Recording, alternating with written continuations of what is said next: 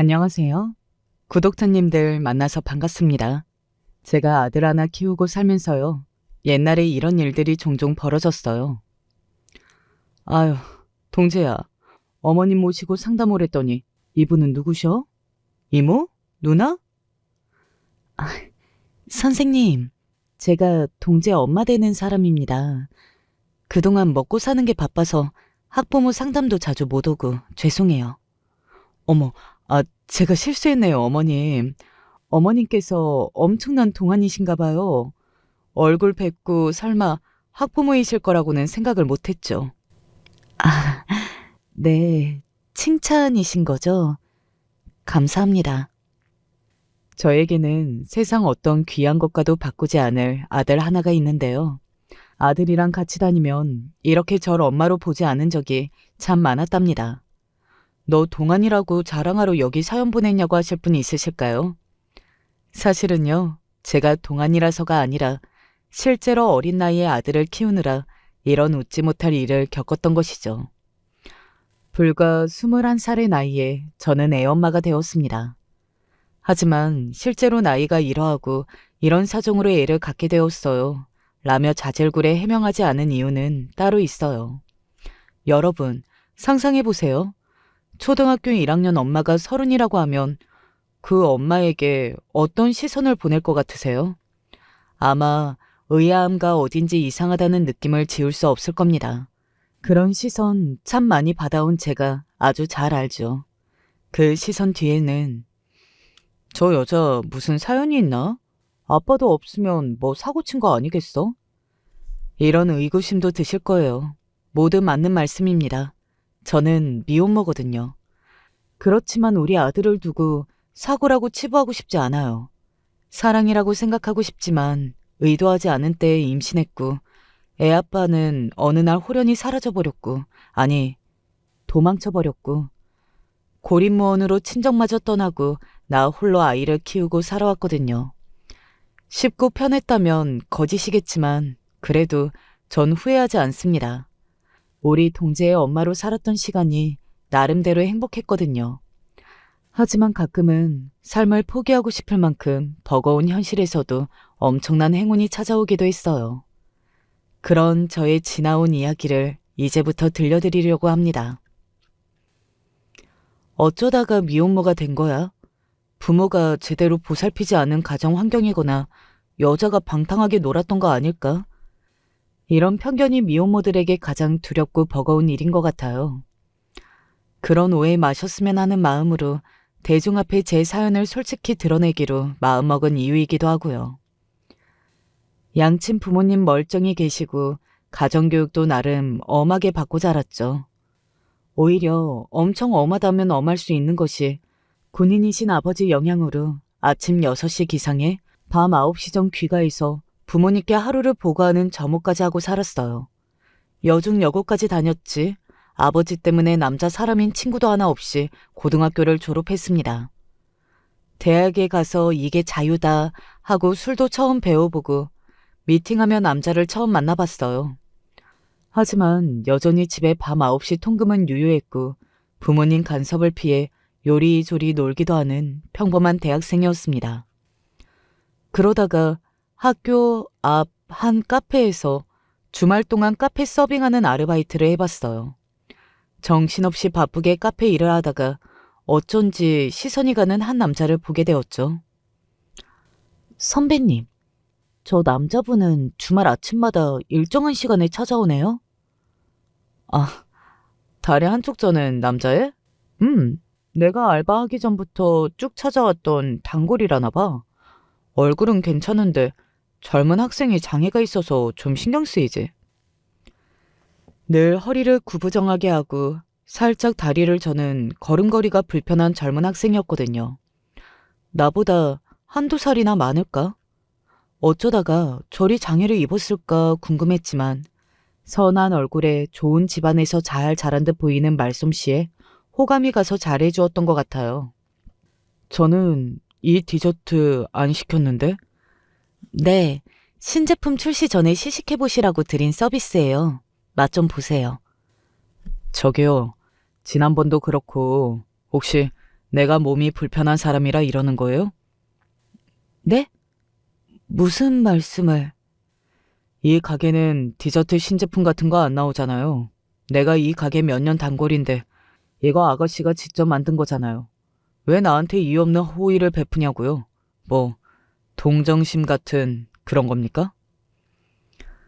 맛있는 걸 주면 그 사람이 좋아할 표정, 그거 하나 바라고 한 일이었어요. 도리어 내가 잘해주는 게 동정심이냐며 화내니까 억울한 마음에 대답한다는 게 그만 울컥해서 본심이 나와버렸죠. 그건 수영님이 좋아서 그랬어요. 보면 자꾸 보고 싶고 마음 쓰이고 잘 보이고 싶은 마음에 한 행동이고요. 동정심 그런 거 절대 아니고요. 나도 모르게 홧김에 고백하고 말았던 거죠. 반푼이같이 말이에요.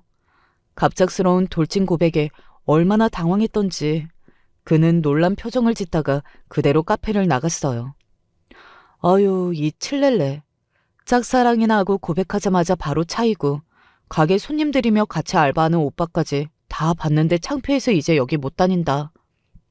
그런 생각으로 후회하고 있었는데 얼마나 지났을까? 수혁 오빠는 다시 돌아왔어요. 손에 한아름 꽃다발을 들고서. 나도 사실 좋아해요, 수연 씨. 아니, 어린 것 같은데 앞으로 수연이라고 할게. 날 오빠라고 불러. 괜찮다면 우리 한번 만나보지 않을래? 20대 초반 나이답게 우리는 풋풋하고도 청초한 사랑을 시작했어요. 어릴 적 교통사고로 다리를 다친 수혁 오빠와 자전거를 타거나 춤을 추러 갈 수는 없었어요. 대신 내가 일하는 카페에서 수혁 오빠는 공부하고 책을 보면서 있었어요. 손님이 뜸한 시간이면 오빠 옆자리에 앉아서 같이 얘기하고 서로를 보며 함께하는 그 시간들이 얼마나 행복했는지 몰라요. 그러고 보니 우리는 이름도 비슷하네. 수혁, 수연. 정말 인연 같아. 그뿐인가? 별 보는 걸 좋아하는 같은 취미도 가졌잖아. 참, 그거 알아? 30년 만에 오는 유성쇼가 내일 밤 열린대. 역사적인 우주쇼를 놓칠 수 없지. 우리 같이 보러 가자. 수혁 오빠와 별 보러 간 곳은 오빠 집 근처 뒷산인데 의외로 서울 시내 야경 맛집이기도 했고 동네 사람들이 낮에 찾는 한적한 곳이었어요. 그 말인 즉슨 둘만의 오붓한 시간을 가질 수밖에 없는 최고로 로맨틱한 장소라는 뜻이죠. 20살 언저리의 혈기왕성한 남녀 둘이 역사적인 유성우를 보며 밤 공기를 느꼈어요. 주변엔 개미 한 마리도 안 보이지 캄캄한 밤에 오로지 수혁 오빠의 긴장한 듯한 숨소리와 쿵쿵 하는 내 심장 박동 소리만이 공간을 채운 것 같았죠. 분위기에 취한 나머지 수혁 오빠와 나는 그날 첫 키스를 했습니다. 한번 불붙은 육체적인 사랑은 더 이상 멈출 수 없어서 결국 그날 만리장성을 쌓았던 거죠. 나도 수혁 오빠도 누구도 의도한 일은 아니었지만 어쩌다 보니 정말 그렇게 되고 말았어요. 그렇지만 서로를 사랑했고 믿었기에 당황보다는 책임의식이 더 생겼던 것 같아요. 가볍게 만나고 헤어질 사람 아니니까 꼭 나중에 결혼할 거니까 괜찮아. 괜찮아. 이렇게 생각했지만 뜻하지 않은 일이 벌어지고 말았습니다. 어린 처녀가 생리를 건너는 달이 2달이나 되었다는 게 무슨 의미겠어요? 맞아요. 여러분들 추측대로 전 유성우를 본 그날 밤 수혁 오빠의 아이를 갖고 만 겁니다. 결혼도 안 한 20살짜리 여자아이가 임신했다고 생각해보세요. 그 두려움과 당혹스러움은 이루 말할 수 없었어요. 친한 친구나 엄마에게도 말 못했어요. 심지어 아기 아빠인 수혁 오빠에게도요. 그렇지만 내 말과 행동이 이상해진 걸 알아챈 수혁 오빠는 왜 그러냐며 계속 물었고 결국 말하고 말았습니다. 그날 우리 아이가 생긴 것 같아. 차마 수혁 오빠의 표정을 볼 자신이 없어서 눈을 질끈 감고 말해버렸어요. 그가 당황하거나 부담스러워하는 모습만 봐도 너무 상처를 입을 것 같았거든요. 잠시 침묵이 흐르고 오빠는 내 눈을 손으로 만지고 다음에는 내 두 손을 잡고 말했죠. 그래서 우리 수연이가 많이 놀랐었구나. 진작 나한테 얘기해주지 그랬어. 우리의 아이가 생긴 거잖아. 지금은 나도 처음 겪는 일이라 여러 말을 할 수는 없지만 이것만은 약속할게. 우리 아이 낳을 거야. 난 너무 기쁘고 너한테 고마워. 수연이랑 아기랑 오빠가 다 책임질 테니까 믿어주겠니? 믿고 말고요. 긴장이 풀리고 너무 다행이라는 생각만 했어요. 그럼 그렇지. 수혁 오빠는 내 믿음을 저버리지 않았는걸요. 다시 한번 느꼈어요. 세상에 드문 너무 좋은 남자라는 걸요. 하지만 이제 어떻게 우리 부모님한테 털어놔야 할지 고민이었습니다. 임신 5개월이 넘어가자 더 이상 집에 숨길 수 없었던 것이 엄마가 내 배를 보면서 이미 의욕 가득한 눈빛을 보내셨거든요. 내 고민을 듣던 수혁 오빠는 조만간 우리 집에 와서 우리가 서로 사랑하는 사이이며 임신하게 되었다고, 언젠가 결혼도 하고 책임질 거라고 부모님을 설득하겠다며 날 안심시켰습니다. 그런데요, 그러기도 전에 수혁 오빠를 키워주시는 분을 먼저 뵙게 되었어요. 어떤 중년 여자분이 제가 일하는 카페에 찾아와서 그랬거든요. 내가 수혁이 키운 이모입니다. 얘기 좀 할 수 있겠어요? 수혁이 걔요. 안 그래도 불쌍한 애입니다. 어려서 부모 잃고 그 사고로 장애까지 안고 평생 살아야 하는데 아가씨 때문에 그런 남자 인생까지 잡지 않았으면 좋겠네요. 왜 제가 오빠 인생에 해가 된다고 생각하세요? 생각해봐요. 우리 수혁이는 무려 고려대 법대생입니다. 꿈도 많은 아이를 애 아빠로 만들면 되겠어요? 그리고 그 애가 우리 조카 애가 맞긴 한 건지, 말씀이 좀 지나치시네요. 이모님, 당연히 수혁 오빠와 저의 애죠. 저는 다른 남자 생각해 본 적도 없다고요. 수혁 오빠가 제 첫사랑이고요. 그래요? 금색 안경테 위로 눈을 치켜뜨고 날 빤히 보다가 훗 하고 비웃음을 흘리며 이모는 말을 이어갔어요. 참, 알 수가 없지. 내가 상상도 못할 문란한 여자애들 얘기를 아까 우리 비서를 통해서 처음 들었죠. 우리 집안이 보통 집안도 아니고 난 아가씨로 우리 수혁이 짝으로 생각할 수 없으니까 분명히 말하죠. 수혁이랑 헤어지고 임신했다는 아이는 지워요. 금전적으로 보상해 줄 테니까. 어른과 대화 도중 먼저 일어나는 건 경우가 아니라는 거 저도 가정교육 잘 배워서 알지만요. 죄송해요. 더 이상 우리 아기가 이모님 말씀 듣는 거 안 되겠어요. 전 이만 일어나겠습니다. 그런 모욕은 세상 처음 들었어요.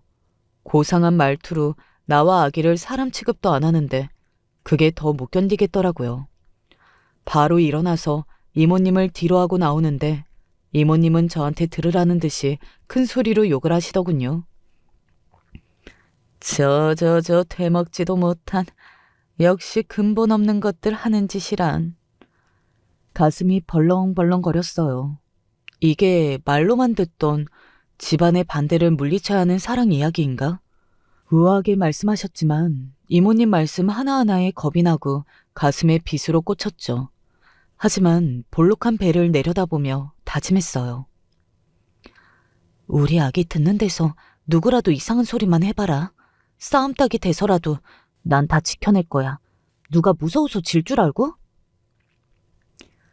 아기의 수호자로서 독하게 마음먹고 수혁 오빠 이모님 반대에도 아이를 지우지 않았어요. 그렇게 시간이 지나고 결국은 집에서 엄마한테 들키고 말았어요. 음식 앞에 두고 신물 올라오는 것도 그렇고 얘 피부 변한 거며. 너 생리 언제 마지막으로 했어? 같은 여자이고 임신과 출산을 겪었던 엄마의 눈을 피할 길은 없어 보였어요. 그래서 사실은 임신했다고 솔직히 털어놓았습니다. 결혼도 안 한 어린 계집애가 임신했다니. 맙소사. 네가 지금 애부터 만들 때야? 당장 엄마랑 산부인과부터 가자. 엄마한테는 내가 너무너무 미안해. 어떻게 하다 보니 일은 그렇게 되었지만 그래도 우리 행복이 낳기로 했어요. 대명까지 지었어? 네가 지금 제정신이니? 그러다 너 인생 망쳐 이년아. 왜 다들 우리 행복이 지우라고만 그러세요? 오빠네 이모님도 그렇고 엄마까지. 엄마는 내 편이 되어줘야 하잖아. 내 엄마인데. 내가 네 어미니까 그런 거야. 이 철없는 거사. 잔말 말고 그 아이는 지우는 거다. 그리고 너 그렇게 만든 놈 엄마 앞에 딱 데려와. 아휴, 너희 아버지 아시면 거품 물고 쓰러지실 텐데 아버지 아시기 전에 다 처리해야 해. 아휴, 이를 어쩌면 좋아. 각 고등학교 졸업한 딸이 결혼도 전에 애부터 뵀으니 엄마 심정은 어찌 말로 다 하겠어요. 여러분은 같은 엄마로서 이해하시죠? 길길이 뛰는 엄마를 보며 우리 부모님을 빨리 설득해야겠다 하고 수혁 오빠에게 전화했지만 계속 받지 않았습니다. 그 전날부터 이상하게 오빠의 핸드폰이 꺼져 있는 채였어요. 하지만 난 오빠가 사는 집도 정확히 모르고 오빠 학교만 알 뿐이라서 학교 앞에서 그저 기다렸습니다. 오빠와 연락이 일주일 넘게 두절된 채 만날 수 없자 창피함을 뒤로하고 오빠가 다니는 대학과 사무실에 찾아가 물었어요.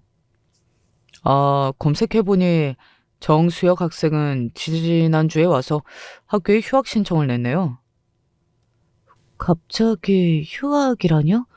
그런 얘기는 들어보지 못했는데. 여기 보세요. 학생이 직접 휴학계를 제출했는데 사유에 적혀 있네요. 미국 유학을 이유로 여기 대학을 휴학한다고요. 나와 아무 상의도 없이 무슨 뜬금없이 유학이라니? 그것도 우리 아기가 있는데 나랑 모두 버려두고 외국에 간다고? 하지만 학과 직원이 보여준 휴학계에 쓰여진 글씨체는 오빠의 것이 분명해 보였어요. 바보 천치 멍청이 같은 년이죠. 저도 참. 그때서야 알게 되었어요. 수혁 오빠는 나와 아이를 버리고 이미 떠났다는 걸요. 하늘이 무너진다는 심정이라고 그 심경을 표현해야 할까요? 우리 부모님을 같이 설득하고 결혼식도 올리자던 아기 아빠는 땅이라도 꺼지듯 사라져버렸던 거죠.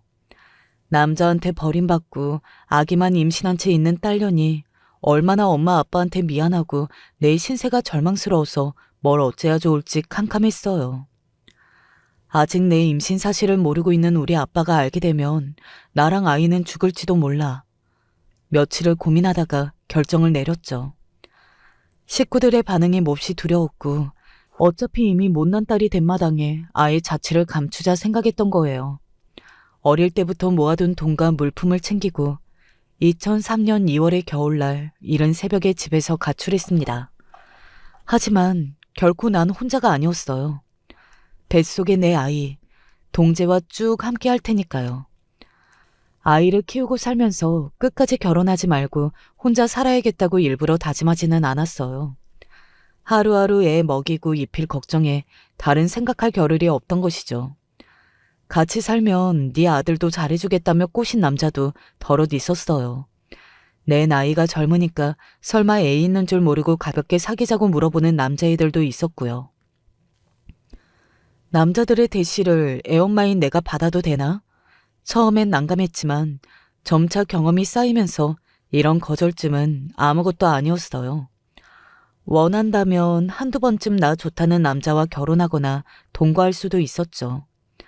내가 아들 하나 키우는 걸 다 알고 이해하겠다고 했고 경제력을 갖추고 있는 남자도 있었으니까요. 눈 한 번 딱 감고 이 남자한테 나와 아들을 의탁해볼까 흔들렸던 때도 있었어요. 그렇지만 수혁 오빠 이후로 남자라는 동물을 절대 믿지 않았습니다. 어차피 나랑 살면서 단물 다 빠지고 질리면 쉽게 버리겠지. 그런 생각으로 남자들의 호의와 애정 공세에 난 눈 하나 깜빡 안 했어요. 매일 전투적으로 살다 보니 그 세월이 흐르고 흘러 20해나 지났네요. 첫사랑을 만나고 임신했던 내 나이가 20살이었는데 이제 내 아들 동재가 20살이 된 거예요. 시간이 얼마나 빠르게 흘렀던지 하긴 그보다 더 빠르게 나는 늙어갔겠죠. 먹고 살려면 여러 일을 전전했었어요. 난 대학교 1학년 다니다 중퇴했고 기술도 없었으니까요. 그러다가 동재가 다니던 어린이집에서 일을 같이 해보지 않겠냐는 제의를 받았었죠. 그때부터 동재가 다 클 때까지 어린이집 교사로 한 곳에서 쭉 일했어요. 어린이집 다니기 전에는 경력을 살려 카페나 프랜차이즈 레스토랑에서 아르바이트를 했었는데 고민인 부분이 바로 손님을 대하는 것이었거든요. 그리고 무엇보다 근무 시간이 오후부터 밤까지 정해져 있어서 동재를 돌볼 수 없어서 월세방 주인집에게 맡기거나 어린이집에 오래 두거나 어려움이 많았습니다. 하지만 어린이집 교사 일을 시작하면서 빠른 퇴근을 할 수 있어서 박봉이지만 직장 옮기지 않고 붙박이로 일했나 봐요. 어린이집에서 부원장으로 오래 일했는데 그만큼 원장님이 날 많이 신뢰하고 제가 동재 하나 키우고 사는 사정까지 다 아시니 애 아플 때나 무슨 일이 있을 때 언니처럼 살피고 도와주셨어요. 친정마저 등지고 어느 한 사람 의지할 곳 없는 나에게 원장님은 유일한 기댈 곳이며 은인이었어요. 여기서 자식 자랑하면 팔불출이라는 거 잘 알지만 그래도 한 번만 우리 동재 얘기해도 될까요? 수많은 사연 속 인물처럼 판검사니 의사, 변호사, 사장님 이런 직업 좋은 사람들이 어찌나 많은지는 알지만요. 하지만 그럼에도 나한테는 우리 아들 동재가 어떤 엄친아와도 바꾸지 않을 완벽한 아들이거든요. 타고나기를 심성 착하고 반듯하지, 공부 잘하고 그림 스케치도 잘해서 대회상도 많이 받았어요. 아빠 없이 엄마 혼자 키워서 부족한 게 많은데도 불평 한 번 없이 엄마만 챙기는 엄마 바보랍니다. 애가 어릴 때는 커서 화가가 되고 싶다고 할 만큼 그림을 좋아해서 속으로 그랬습니다. 지 아빠도 연습장에 스케치한 그림이 수준급이었는데 시도도 못한다고 또 그런 걸 쏙 빼닮았네. 사실 그림에 재주 있는 것뿐 아니라 걷는 모습이며 얼굴이며 성격까지 제 아빠를 닮아가는 걸 보며 참 유전자의 힘이 대단하다 싶었어요. 어디 길거리에 지나가다가도 둘이 마주치면 혹시 할 만큼 말이죠. 하긴 애 아빠가 살아는 있는지 살아있다라 한들 한국에는 있는지 알 수 없죠. 그 사람에 대해 생각하고 싶지도 않았습니다. 그런 배신자 따위. 어쨌든 어린이집 선생님이라는 직업에 참 감사함이 많았지만 박봉이라는 현실은 어찌할 수 없었어요. 비싼 학원도 안 다니고 공부했던 동재 덕에 작은 부업 정도만 보태서 생활할 수 있었지만 대학 등록금까지는 감당이 안 되더군요. 더 이상 부업으로는 부족해서 퇴근 후 일할 식당을 알아보던 중 어느 고급 한우 식당에 채용되었습니다. 하지만 손에 익지 않은 일이 처음 하니 무거운 불판이나 반찬들을 나를 때 팔이 후들거려서 떨어뜨리는 실수가 자꾸 있었어요. 사장님은 일손이 부족하니까 다행히 절 자르지는 않으셨는데 대신 설거지나 반찬 만드는 걸 위주로 하라고 절 주방으로 보냈습니다. 낮에는 어린이집에서 저녁에는 식당 주방 일하고 밤늦게 집에 돌아오니까 몸살에 잠 못 이루는 밤이 여러 날 되었어요. 하지만 이렇게 등록금 벌어 내 아들 대학 보낼 생각만 하면 마음만은 그렇게 뿌듯하고 좋을 수 없었죠. 하지만 가끔 식당 홀이 너무 바쁘면 주방에 있던 저까지 나와서 서빙을 담당했어야 했거든요. 그래서 2년 전 그날 그 일이 생기고 만 겁니다. 사람이 살면서 상상도 못 해본 일이 한 번쯤 겪기도 하잖아요. 그날이 딱 그런 날이었던 것 같아요. 그날따라 식당에 단체 손님이 많아서 정신없이 바빠서 저도 홀에 투입되어 서빙을 보고 있었어요. 그러다가 많이 취한 중년 남자 손님이 갑자기 내 손목을 잡아챘습니다. 저녁 때부터 소주 5병을 넘게 마시며 시끄럽게 구는 남자 3명 그룹이 있었거든요. 저 그룹 진상이니 빨리 먹고 나가라 하고 속으로 생각했던 손님 중 하나였어요. 거기 아줌마는 나이가 몇이야? 지금 혼자 사니? 오빠도 혼자 살아? 그 취객은 음탕난 눈빛으로 내 가슴을 뚫어져라 보고 그 모습에 옆에 아저씨들은 크크 웃었습니다. 보니까 아직 가슴도 탱탱한 것 같은데 얼굴도 괜찮고. 자, 어디 술 한잔 따라봐. 아줌마 몸매만큼 따라주는 술맛이 죽여주겠네. 그만하세요. 자꾸 이러시면 사장님께 이릅니다. 일러? 그래 일러라.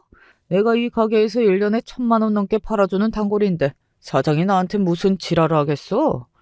아줌마 팔자 펴보고 싶으면 나한테 서비스 잘 해봐 어디. 저 팔자 꼬여도 되니까 손님 이 손 좀 놓으라고요. 그때였습니다. 누군가 테이블로 뛰어와서 날 희롱하던 취객의 멱살을 잡고 뒤흔들었어요. 아저씨, 곱게 먹다 가시라고요. 저분 우리 엄마니까 이상한 짓 할 생각 말고. 취객은 아들에게 저항해가며 이 새끼 저 새끼 해가며 쌍욕을 퍼부었지만 아들은 강한 힘으로 제압하며 그 멱살을 놓지 않았습니다. 안 돼, 동재야. 이러면 안 된다. 어서 손님 놓아드려. 어서. 그때 일행 중 한 아저씨가 동재를 뒤에서 결박하듯 잡고 다른 아저씨가 동재한테 주먹을 날리려고 했어요. 안 돼. 우리 동재가. 아들이 맞을지 모르는 절체절명의 순간 검정 양복을 입은 남자 한 명이 난입해서 취한 손님 셋을 모두 밀어 바닥에 나가 떨어졌습니다. 아까부터 지켜봤는데 아저씨들 중앙골 더 보이면 나와 같이 경찰서 가시던가. 우리 아들이 다칠 뻔했는데 이렇게 도와주셔서 정말 감사드립니다. 아닙니다. 저는 경호원일 뿐이고 아까부터 이 광경을 보시던 회장님께서 도와드리라며 날 보내셨습니다. 괜찮으시면 회장님 뵙고 직접 인사를 드리시죠. 경호원을 따라서 아들과 저는 식당 VIP 룸에 계시는 땡땡 기업 회장님께 감사를 드렸습니다. 하지만 회장님은 뜻밖의 말씀을 꺼내며 우리를 놀라게 했어요. 맞네. 저 아들이 우리 그룹 정 사장과 정말 똑같이 생겼어. 아까는 멀리 있어서 확실치 않았는데 볼수록 참 이럴 수가 있나. 잠깐만. 급기야 회장님은 누군가와 영상통화를 시켜주었는데 그때 20년의 세월을 거슬러 그 사람과 마주하게 되었습니다.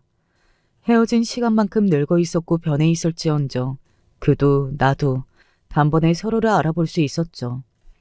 이쯤 되니 여러분께서도 그가 누구인지 예상되시죠? 바로 아들의 친부를 제외하게 되었습니다. 하지만 너무 잘 알면서도 나는 애써 그 사람을 모르는 사람인 척 굴었어요. 이 상황을 눈치채신 듯 회장님은 바로 옆에 있는 아들에게 화면을 돌리고 부자간의 상봉을 시도하려 했어요. 그리고 자기 아들을 본 순간 수혁 오빠는 나를 봤을 때보다 훨씬 더 놀라워했어요. 이럴 수가. 정말 믿을 수가 없어. 설마 네가 하지만 이대로 우리 아들이 자기 친부와 만나게 하고 싶지 않았습니다. 전 곧바로 영상통화 중이던 휴대폰을 끊어버리고 회장님께 돌려드렸어요. 회장님, 저희를 도와주신 일은 두고두고 감사하며 언젠가 갚을게요. 저희는 이만 물러가도 될까요? 겪은 일들로 인해 혼란스러웠지만 아들을 집으로 돌려보내고 나도 가게 일로 돌아와야 했습니다. 손님 대응 똑바로 하라고 사장님은 혼내셨지만 내 귀에는 똑바로 들려오지 않았어요. 손은 멍하니 설거지통에 있었고 내 정신은 다른 곳에 가 있었죠. 그런데 가게 영업을 마친 시간쯤 숨을 헐떡이며 한 손님이 들어왔습니다. 가게 영업 끝났습니다, 손님. 가게에 들어온 사람은 바로 수혁 오빠였습니다. 여긴 어떻게, 도대체 왜 여기까지 찾아온 거야? 외기는 이렇게 운명적으로 널 찾게 되었는데 당연히 만나러 와야지. 그동안 어떻게 살았니? 그리고 아까 그 애 진짜 내 아들 맞지? 뭐라는 거야? 아들? 고생했던 세월만큼 그에 대한 원망으로 피가 거꾸로 솟구치고 그에게 마구 말을 퍼붓기 시작했습니다. 우리 동재는 아빠 없는 아이였고 나는 미혼모로 살아야 했어. 무려 20년 동안이나. 그랬던 우리의 고통을 당신이 알기나 해? 안 돼. 이제 와서 아빠이네 어쩌네 그런 소리 하지도 말아요. 동재한테는 이미 아빠가 죽었다고 했으니 아이 마음 흔들 생각하지 말고 지금까지처럼 모르는 사람으로 각자 살자고요. 알겠어요? 이렇게 다시 만났는데 모든 걸 다 알고 어떻게 그럴 수 있어. 그리고 내 아이가 이렇게 장성했다니 믿을 수가 없다. 아무 말 없이 버릴 때는 언제고 내 아이라니. 정말 뻔뻔하네. 왜 물란한 여자한테 태어난 아이 뭐 믿고 친자 검사라도 하자고 하지? 갑자기 나타난 아들 보니 없던 부성이라도 생겨났냐고. 검사가 왜 필요하겠어. 동재를 봐. 큰 키에 구부정한 등을 하고 걷는 모습하며 짙은 눈썹에 옷을 때 들어가는 인디언 보조개. 정말 나랑 너무 똑 닮았지 않아? 이렇게 한눈에 봐도 내 아들인 걸 알겠는데. 그럴 거면 아빠라는 놈이 애초에 떠나길 왜 떠나? 가요. 가. 다 필요 없으니까 가라고. 아유, 끼어들기 싫지만 정말 곤란하네. 무슨 사정인지 모르겠지만 김씨 아줌마, 개인적인 얘기는 저 사람하고 나가서 해요. 가게 빨리 마무리하고 닫아야 하는데. 네. 네, 사장님, 죄송합니다. 이 사람 얼른 내보낼게요.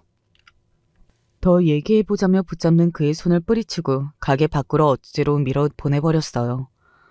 동재 아빠를 만난 뒤로 머리는 아프고 괴로워 죽고 싶은 심정에 일을 접고 몸살치레를 한동안 했습니다. 그렇지만 언제까지 신세 좋게 누워 지낼 수 없으니 내 새끼 생각해서라도 털고 일어나야 했죠. 억지로 몸을 일으켜 인터넷 뱅킹으로 동재 대학에 등록금을 보내고 좀 있는데 전화 한 통이 걸려왔어요. 안녕하세요. 김동재군 보호자 되시죠? 오늘 등록금을 보내셨던데 이미 김동재군은 땡땡사 장학생으로 선정되어서 등록금은 면제십니다. 인터넷 뱅킹으로 아까 보내신 돈은 돌려드릴 테니까 보호자분 계좌번호 알려주세요. 이상한 일이었습니다. 아들에게서 무슨 장학생으로 선발되었다는 소리는 들어보지 못했거든요. 아들에게 물어보니 자기도 모르는 일이라고 어찌된 영문인지 모르겠네 하던 차에 집으로 동재 아빠가 어떻게 알고 찾아왔어요. 행여 동재가 알까 봐서 혼자 현관으로 불이 나게 나가서 그를 쫓아내려 했습니다. 미쳤어요? 막무가내로 여기 집까지 찾아오면 어떻게 해요? 당신이 나를 다시 받아들이는 것과 별개로 누가 뭐래도 난 동재 아빠야. 그러니까 아빠로서 할 일은 해야겠어. 그저 돈으로 주고 안 받을 것 같아서 사학재단에 손을 썼으니 당신도 이제 그런 고깃집 일 같은 거 하지 마. 우리가 옥신각신하는 걸 아들이 다 듣고 있었는지 벌컥 현관문을 열고 나타나서 소리쳤어요. 사실이에요? 지금 이 아저씨가 진짜 내 아빠라고요? 엄마, 우리 아빠는 오래전 병으로 죽었다고 했잖아요. 그래, 이 녀석아. 딱 봐도 날 알아보겠지? 내가 네 아빠란다. 그동안 말 못할 사연으로 아비 노릇 못하고 산 거 어떻게 지금 다 말로 하겠니? 이제부터는 내가 네 아비로서 할 수 있는 모든 초력을 다 하겠어. 한 번만 안아보자. 가까이 오겠니? 안 돼요. 일단 가세요. 나랑 얘기가 다 되고 나서 그때 아들을 만나던가 하라고요. 그래, 오늘은 이만 갈게. 당신 마음 이해해. 하지만 나 역시 지금까지 결혼도 거부하고 혼자 살아왔어. 왜겠어? 당신에게 배신당했다지만 당신 자리를 늘 가슴에 품고 살았다고. 그러니까 언제까지고 기다릴게. 동재랑 당신만이 내 가족이니까. 이제 우리 아들까지 제 아빠에 대해 알고 말았습니다. 20년 동안 꾹꾹 눌러서 비밀로 지켜온 이야기를 이제는 아들에게 털어놓을 수밖에요. 아빠와 자신의 출생에 대해 모든 것을 듣고 나서 동재는 나에게 화를 내지도 않았고 뭐 대묻거나 하는 것도 없었습니다. 눈시울이 붉어진 채 아들은 묵묵히 자리에서 일어나 자기 방으로 들어가 버렸어요. 갑자기 혼란스러운 것들이 많아서 생각해 볼 시간이 필요하다는 말을 남기고 동재는 친구 집에서 자겠다는 말을 남기고 집을 나갔어요. 아이마저 겪게 된 상처와 혼란으로 저는 우리가 다시 만난 것을 후회하고 또 후회했습니다. 이런저런 고민을 하던 중에 고깃집에서 만났던 회장님이 자기를 보러 와달라며 기사가 딸린 회사차를 나에게 보냈어요. 그 차를 타고 가본 땡땡 기업이 실제로 큰 회사라는 걸 실감하며 회장실에 들어갔죠. 그리고 회장님은 나에게 차 한 잔을 주시면서 조심스레 입을 여셨어요. 수혁이는 내 조카입니다. 수혁이 아버지는 내 동생인데 선대 회장님에게 아픈 손가락이자 집에서 내놓은 자식이었죠. 여자 하나 때문에 가문을 버렸다며 자식 취급 안 하시다가 죽음을 앞두면서 나에게 부탁을 하셨어요. 자식놈 이겨먹겠다고 남처럼 살아온 세월이 한으로 남는다고.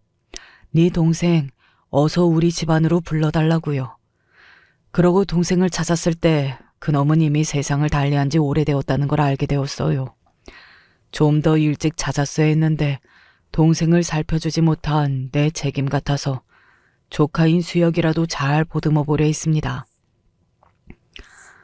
그런데 알고 보니 성장 과정에서 이모라는 여자에게 휘둘려서 우리 집안 사람이라는 것도 모르고 있더군요.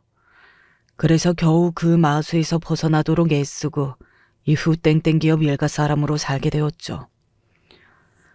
수혁아, 이제 회사 일도 적응된 것 같으니 너도 결혼하는 게 어떻겠니? 기업가라면 물론 수지 타산 맞는 결혼을 해야겠지만 네가 마음에 두고 있는 사람이 있다면 너만은 예외로 원하는 대로 해주마. 회장님, 말씀은 감사하지만 이미 한 번 결혼했던 거나 진배 없습니다. 지금도 여자 따위 관심 없고요. 회장님 밑에서 일 배우고 우리 회사 키울 생각 말고는 없어요. 결혼 같은 거 안 합니다. 회장님은 동재 아빠가 자기 장애로 위축되어 결혼에 욕심내지 않은 건가 우려했대요. 그래서 억지로 선도 보게 하고 예쁜 여자도 곁에 둬봤는데 이상하게도 정말 여자에게 관심이 없는 것 같았다네요. 그렇다고 그 과묵한 녀석이 나한테 자기 속내 말할 건 아니고 그저 무슨 사정이 있나 하고 짐작만 했을 뿐. 이제야 어떻게 된 상황인지 가늠이 되는군요. 이 늙은이가 개입하는 게 꺼려지겠지만 우리 수혁이 얘기를 좀 들어봐 주시오. 둘 사이 무슨 오해가 있었는지 그놈 역시 동재 엄마를 원망하고 살아온 것 같더군요. 나와 아들을 버리고 떠난 파렴치한 혼자 잘 먹고 잘 살 거라 원망했던 순간도 있거든요. 그런데 그게 아니었던 건가 봐요. 회장님 얘기를 듣다 보니 나만큼이나 외롭게 살았을 수혁 씨에게 연민이 느껴졌습니다. 그래서 다시 동재 아빠를 만나서 차분하게 20년 전 이야기를 그의 입장에서 들어볼 수 있었어요. 9살 때 부모님 돌아가신 뒤로 이모가 날 키워주셨다고 했었지. 그래서 나에게 가족은 이모밖에 없었고 이모 말씀은 모두 옳다고 믿고 살았어. 너희 부모님께 인사드리러 가기 전에 이모에게 우리 아기 얘기를 털어놓았을 때도 그러셨어. 수혁아, 내가 늘 너에게 가르치지 않았니? 수혁이한테 아빠이자 엄마는 바로 이 이모뿐이라고 말이다. 그런데 나는 좀 섭섭하구나. 그리 중요한 일을 어찌 이모를 쏙 빼놓고 너 혼자 멋대로 결정한 거니? 여자친구가 임신했는데 결혼도 하고 넌 학교까지 중도에 멈추겠다고? 죄송합니다. 많이 놀라셨겠죠.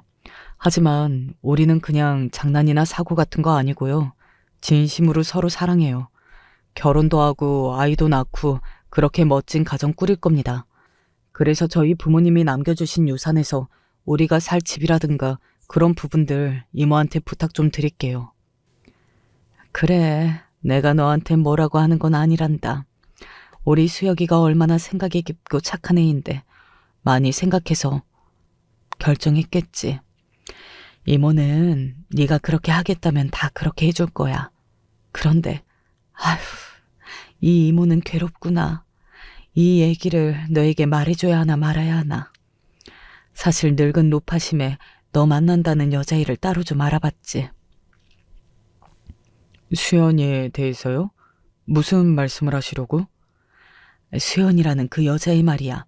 순진한 네가 이미 걔한테 속고 있던 거야. 널 두고 다른 남자들과 만나는 걸 우리 비서가 포착했지 뭐냐. 같이 여관에 들어가는 것까지 봤대. 그래서 내가 바람 피운 놈을 따로 불러서 얘기를 들어보니 아휴 참 회개망측하더구나. 그럴 리가 없어요 이모. 수연이가 얼마나 순수하고 좋은 애인데 설마 양다리라뇨. 그래. 우리 조카가 여자의 눈이 멀어서 이 이모의 말까지 못 믿는가 보구나. 알았다. 그럼 나중에 얘기하자. 그리고 얼마 뒤 그 이모는 한 청년을 수혁 오빠 앞에 데려왔다고 합니다. 그 청년이 바로 제가 만난다던 양다리의 그놈이라면서 말이죠. 너는 수연이랑 같은 카페에서 아르바이트 하던 남자애 같은데? 맞아. 너희 이모한테 얘기 들어보니 네가 큰 착각을 하고 있다 해서 진실을 얘기해 주려고 여기까지 왔어. 너 진짜 속고 살았다. 수연이 걔 뭐랄까? 좀 걸레 같은 여자야. 남자도 진짜 많고 그래서 나하고도 잠깐 사귈 때 그 문제로 많이 다투었지. 불쌍하다. 진짜로 걔 뱃속에 네 애가 있다고 생각하냐? 난 그렇게 생각해. 내 애일 수도 네 애일 수도 아니면 또 다른 놈의 애일 수도 있다고. 아니야, 그럴 리 없어. 그래, 사내로서 섣불리 믿을 수 없을 거야. 나도 그랬으니까. 너랑 잤다는 걸 알고 나도 배신감에 떨었지만 바보 같은 생각은 마라. 같은 남자로서 충고하는 건데 꽃뱀한테 물려서 네 인생 발로 걷어차지 말고. 수연이 걔 너보다 먼저 나한테 와서 내 애 임신했으니까 책임지라고 강요했거든. 근데 내가 걔를 몰라? 다른 놈 씨인지 모르니 친자 검사 한번 해보자고 하니까 아마 너한테 가서 또 사기를 친 것 같아. 상황 뭐 빤하지. 뭐? 그때 카페 알바하던 정욱 오빠 말하는 거야? 그 오빠는 따로 오래 사귄 여자친구 있었어. 오히려 나한테 초반에 접근해서 내가 막 뭐라 하고 딱 선을 그었다고. 그런데 내가 그 사람이랑 사겨? 나한테 남자가 많아? 나도 내가 정말 멍청한 놈인 줄 아는데 그땐 너에 대한 배신감이 너무 커서 그런 놈 말 따위 믿어버리고 정말 이성이 마비되었나 봐. 그래서 이모 말대로 서둘러 유학길에 올라섰지. 외국은 장애인에 대한 시선도 나쁘지 않다고 하고 무엇보다 한국에 있으면 널 만나러 갈 게 뻔하니까 도피해버린 거야. 그때 그렇게 되었던 거야. 동재 아빠의 말을 듣고 그때의 상황이 조금씩 이해가 갔습니다. 그 농간에 넘어간 동재 아빠도 어이가 없었지만 중간에 농간을 쳤던 그 이모가 사실 문제였던 거죠. 나한테는 헤어지고 애 떼어버리라고 하고선 동재 아빠 앞에서는 나를 걸레로 만들어 치밀하게 속인 거니까요. 그런데 그 이모는 왜 그렇게까지 나를 미워해서 그런 짓까지 저질렀을까요? 옛날에 실연의 아픔으로 미국에서 유학하던 중 회장님, 그러니까 우리 삼촌이 미국으로 나를 찾아왔을 때 그때 처음 알았어. 우리 이모가 생각만큼 좋은 사람이 아니라는 거. 나한테 우리 아빠가 땡땡 기업 가문이라는 것도 숨기고 세상에 친척이나 내가 의지할 사람은 자기밖에 없다고 왜 세뇌시켜왔겠어? 우리 부모님이 나한테 남기신 유산을 후견인인 자기가 독차지하려고. 그게 당시 10억도 넘었으니까. 그래서 내가 이모한테 유산 같은 거 다 가져가고 내 앞에 나타나지 말라고 그러고 절연하고 살았어. 불쌍하네 당신. 평생 믿고 있던 이모가 속여왔다는 걸 알고 나서 그 배신감이 얼마나 컸겠어.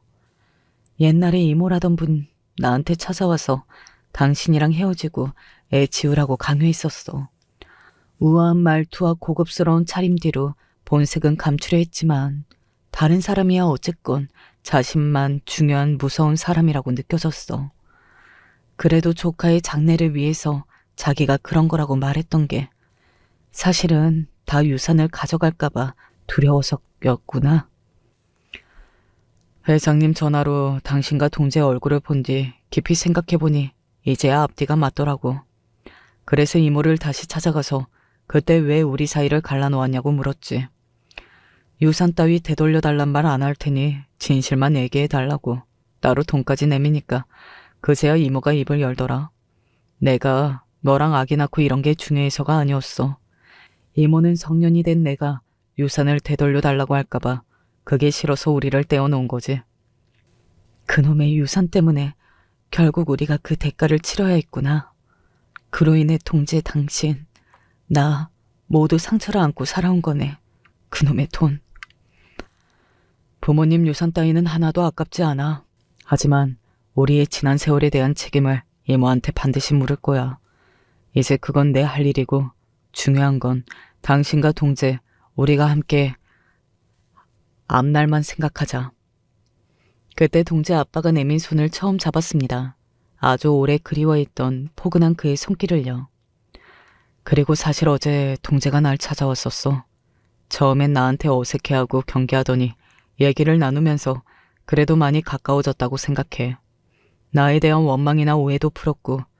그런데 내 다리를 가리키며 묻더군. 어쩌다 그렇게 되었냐고. 아니, 동재가 당신에게 직접 찾아가서 만났다고요? 당신에게 말 안 하고 왔던 거구나. 어릴 때 교통사고로 생긴 장이라고 네 엄마 만나기 전부터 이랬다고 하니까 당신 아들이 뭐라는 줄 알아? 역시 엄마답다고. 아빠가 다리 하나가 없었어도 아마 엄마는 아빠를 책임졌을 거라고. 그런데 아빠는 우리를 책임지지 않고 잘못했으니까 남은 인생은 모두 엄마를 위해 사시라고 말이야. 자기는 죽은 줄 알았던 아빠를 만나서 좋다고 하지만 당장은 좋아할 수가 없다고. 엄마가 아빠를 용서하고 받아들이면 자기는 그렇게 따르겠다고 말이야. 그 녀석, 나이는 어린데 강단이 보통 아니야. 그 기세에 눌려서 내가 꼭 그렇게 살겠다고 다짐했지. 당신 아들 하나 참 잘 키웠어. 잘해준 것 없는 부족한 엄마에게 넘치도록 괜찮은 아들로 커준 것이 그게 너무 고마워서 눈물만 나왔습니다. 아들의 동의까지 얻었으니 우리는 원래 그랬던 것처럼 살림을 합치고 같이 살기로 했습니다. 땡땡 기업 임원으로 있는 남편 덕택으로 저는 어린이집과 고깃집 아르바이트를 접었고요. 그의 70평대 펜트하우스에서 사는 것보다 아들 등록금 걱정 없이 용돈도 넉넉히 주며 아들 방을 갖게 해준 것이 그렇게 좋을 수 없었어요. 그런데 또 남들이 아줌마라고 부르고 일 시키는 삶을 살다가 사람들이 사모님 해가며 대접해주니 그런 생활이 어색하기만 해요. 고깃집 일하던 여자가 갑자기 VIP 대접을 받으며 백화점 다니는 것이 좋기만 한 건 아니더라고요. 사람이 뭐 단번에 바뀌기야 하겠나요. 그저 살던 모양에서 크게 다르지 않게 살아가고 있어요. 하지만 그런 건 있어요. 어디에 가도 직원들에게 상냥하게 대해주고 싶더라고요. 제가 여러 가지 일하며 종업원으로 있다 보니 누구보다 그 애환을 아는 사람이니까요. 아, 그런데 우리 가족을 헤어지게 만든 장본인, 그 이모는 어떻게 되었냐고요? 거금의 유산을 갖고도 투자 실패와 자기 아들이 사고친 합의금으로 유산은 거의 탕진했다고 하네요. 그리고 돈 문제를 떠나서 남편은 이모를 단죄할 생각으로 여러 소송을 한꺼번에 걸었어요.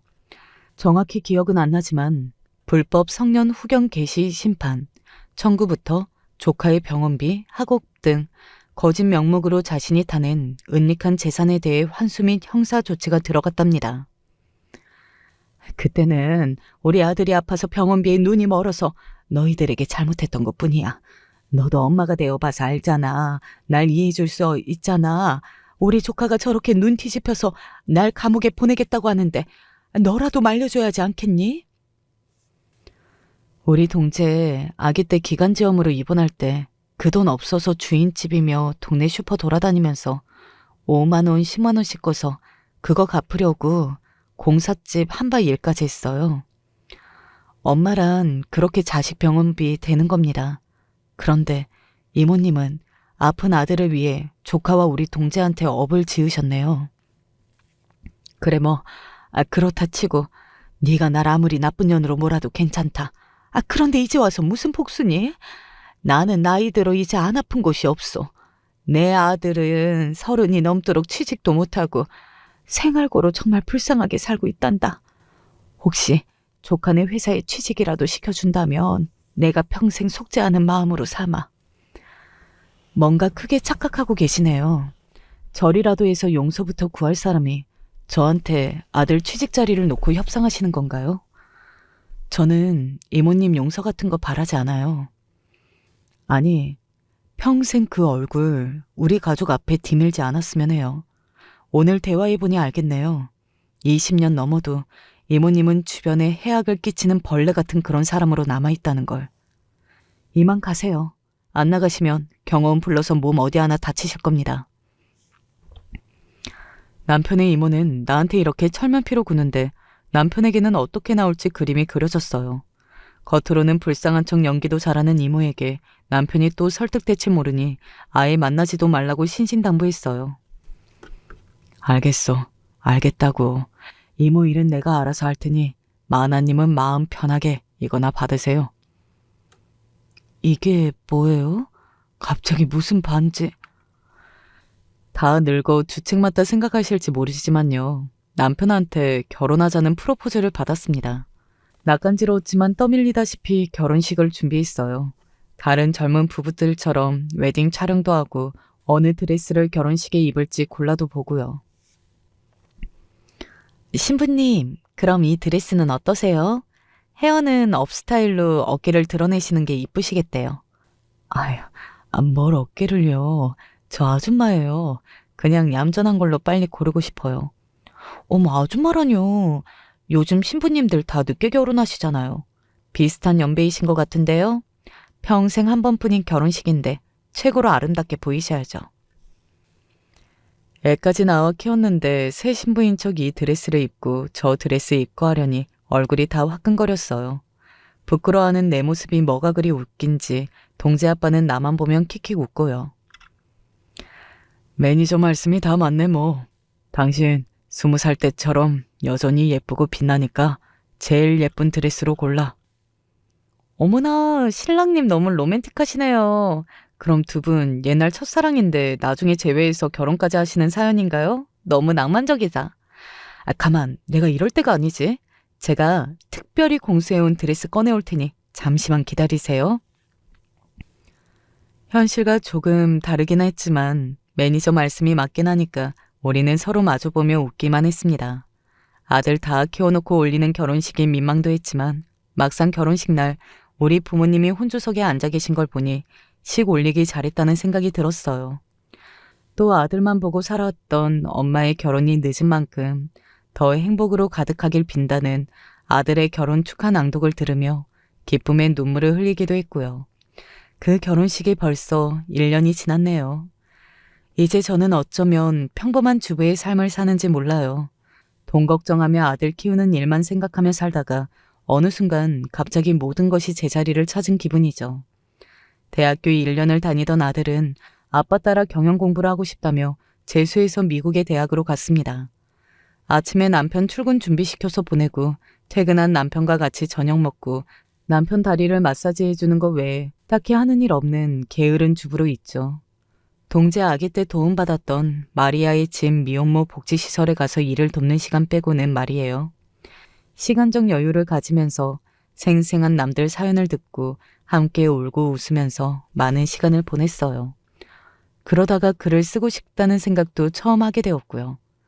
그리고 막 시작된 내 인생 2막은 자신을 위한 시간으로 채워나가기로 했습니다.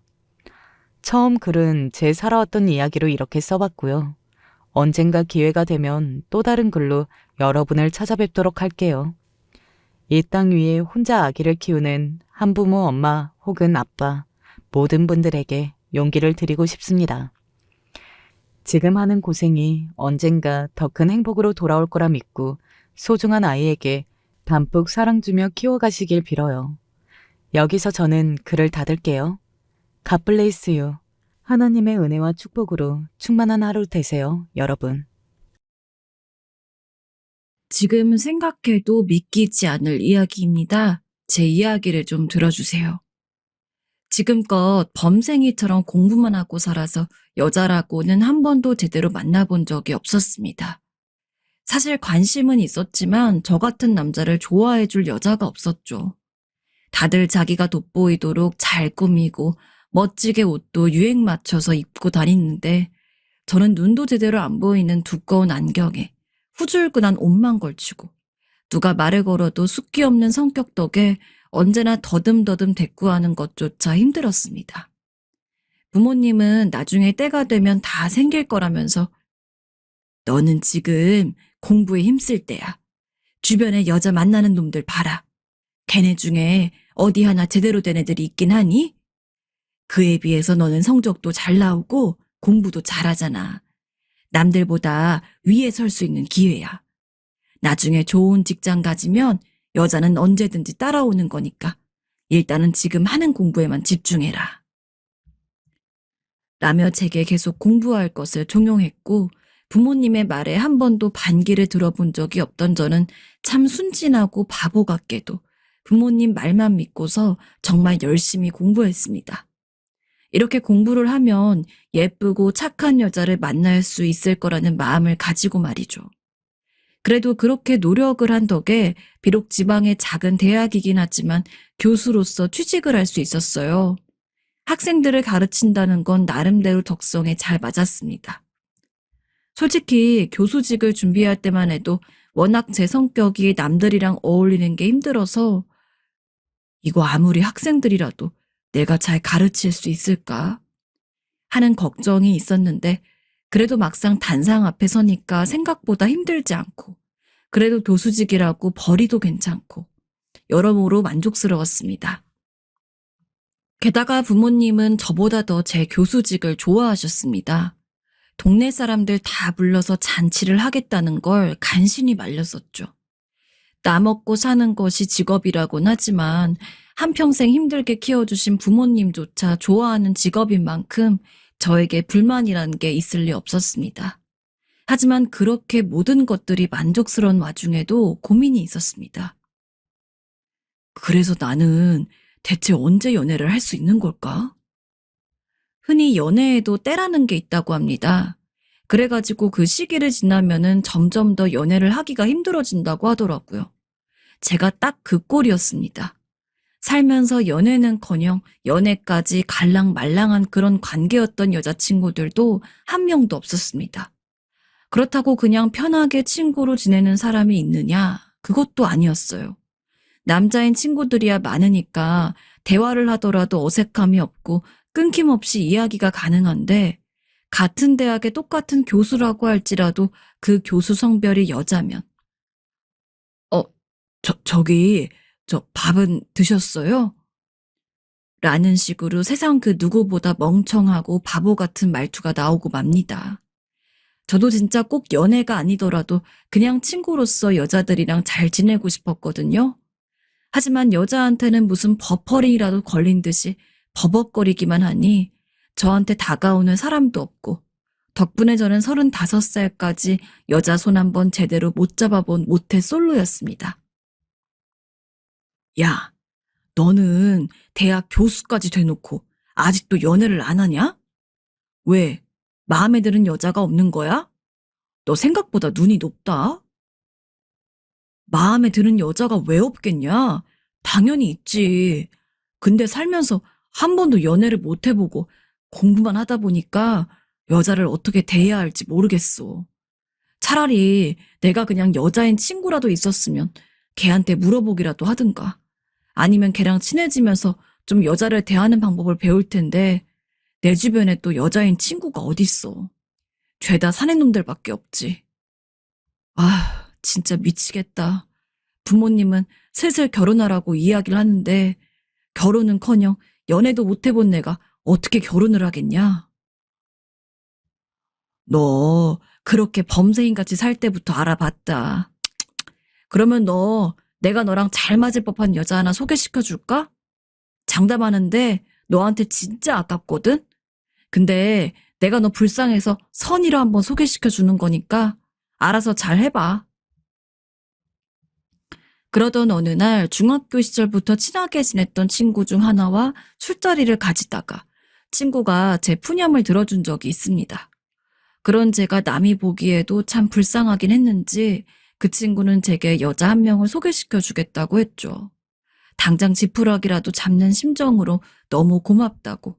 잘 되면 꼭 살해하겠다고 했지만 사실 별로 잘 될 거라는 기대를 안 했습니다. 아무래도 연애라는 걸 해본 적이 없다 보니까 나 같은 남자를 누가 좋아하겠어. 라는 자존감 낮은 생각이 은연중에 저를 지배하고 있었던 것 같아요. 그래서 그냥 살면서 한번 해보기도 힘든 좋은 소개팅 기회를 잡는다는 생각으로 그냥 마음 편히 준비해서 나갔습니다. 아, 안녕하세요. 소개팅 맞으신가요? 어머, 안녕하세요. 김민철 씨 맞으시죠? 근데 자리에 나갔을 때 저는 너무 놀랐습니다. 솔직히 소개팅이라는 게 보통 주선자 입장에서 비슷한 정도의 사람을 소개시켜 주잖아요. 그래서 저는 여자분 얼굴이든 뭐든 하나도 기대를 안 하고 나갔습니다. 저한테 아까운 사람 소개시켜 준다곤 했지만 그냥 하는 말이라고 생각했죠. 근데 먼저 약속 장소인 카페에 앉아있는 여자분의 얼굴을 본 순간 저도 모르게 숨을 크게 들이켰어요. 저 자식 연희 얼굴 보고 놀란 거 봐라. 자, 인사해. 이쪽은 김연희. 미인대 출신인데 엄청 이쁘지? 내가 너랑 오래 알고 지낸 정을 생각해서 특별히 부탁한 거니까 오늘 하루 잘 모셔야 한다. 아이, 오빠도 참, 민철 씨 당황하시겠다. 미인대 출신이라는 친구 녀석의 소개대로 너무 아름다운 외모였습니다. 몸매도 완전 제 취향이었고, 게다가 보통 그러면 성격이라도 좀 이기적이라든가 별로인 구석이 있어야 되는데, 저는 그날 소개팅을 하는 내내 잔뜩 배려를 받았습니다.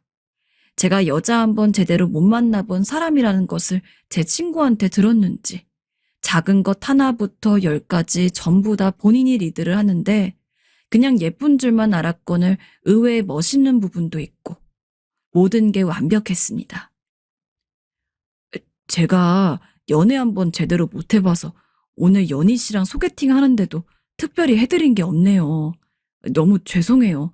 솔직히 지금도 연희 씨 얼굴 보면 너무 떨려서 말 한마디 꺼내기도 너무 힘들어요. 아니에요. 그럴 수 있죠. 오빠 이야기 들어보니까 민철 씨는 예전부터 공부만 열심히 하셨다면서요? 그렇게 노력하신 덕에 지금 대학 교수님이신데 그게 더 대단한 거죠. 연애 같은 거는 작은 기회만 있어도 할 수 있지만 대학 교수는 어지간히 노력해서는 되지도 못하는 거니까요. 나 같은 놈이 저렇게 마음씨까지 예쁜 미인이랑 소개팅을 했다니. 헤어지고 집에 가면서도 계속해서 생각이 났습니다. 그래서 인생 처음으로 용기를 내서 연락을 해가지고는 연희 씨, 오늘 너무 즐겁고 행복한 시간이었습니다. 제가 감히 이런 말을 해도 될지 모르겠지만 만약 연희 씨만 괜찮다면 한 번만 더 만나고 싶습니다. 그때는 반드시 지금보다 더 발전된 제 모습을 보여드리고 싶습니다. 부디 허락해 주시기 바랍니다. 라며 논문만큼 딱딱한 문자로 애프터 신청을 했습니다. 저의 어떤 부분이 마음에 들었는지 모르겠지만 결국 다시 한번 데이트를 하게 되었고 그때 저희는 두 번째 만남에서 기적적으로 연애를 하게 되었습니다. 그것도 제가 고백을 받은 입장이었죠. 비록 민철 씨를 안 지는 얼마 안 됐지만 살면서 민철 씨만큼 순수한 분을 못 본 것 같아요. 저는 민철 씨랑 조금 더 깊은 사이가 돼서 좋은 만남을 가지고 싶은데 저희 연애 한번 해볼까요? 매일매일이 꿈만 같았습니다.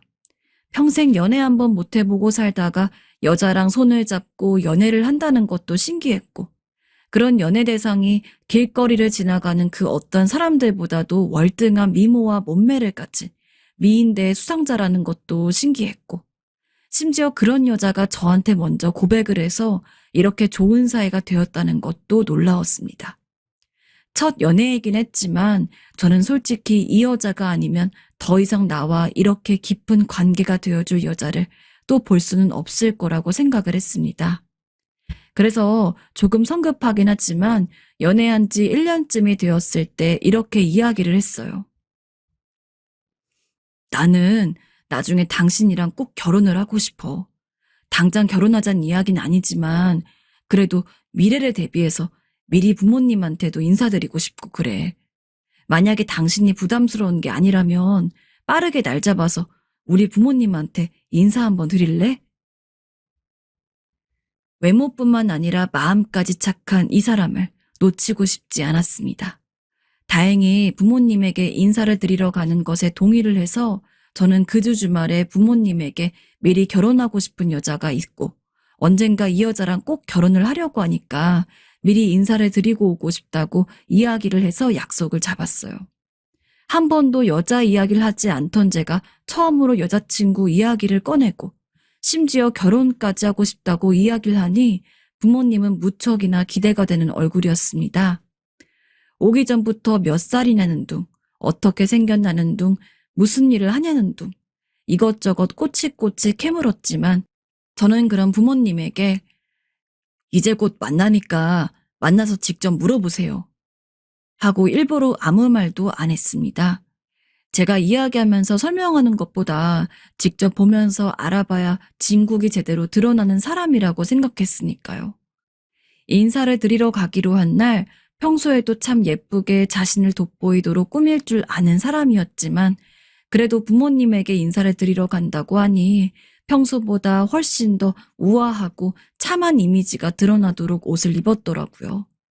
조금 긴장한 것 같은 얼굴이라 긴장도 풀어줄 겸 손을 꼭 잡고 함께 집으로 들어갔습니다. 아이고, 그래? 우리 민철이랑 만나고 있다고? 어쩜 저렇게 예쁘게 생겼을까? 아주 모델이네, 모델이야. 그래도 첫인상은 마음에 들었는지 부모님은 미리 차려놓은 상 앞에 저희를 앉혀놓고는 여자친구에게 이것도 먹어보라고 밀어주고 맛은 어떤지 불편한 것은 없는지 하나하나 세심하게 물어봐 주었습니다. 그런 모습을 보고 저는 내심 부모님이 저희의 결혼을 쉽게 허락할 거라고 생각을 했습니다. 하지만 그래, 우리 민철이 여자친구는 직업이 어떻게 되나? 우리 민철이가 대학 교수인 건 알고 있지? 네, 그럼요.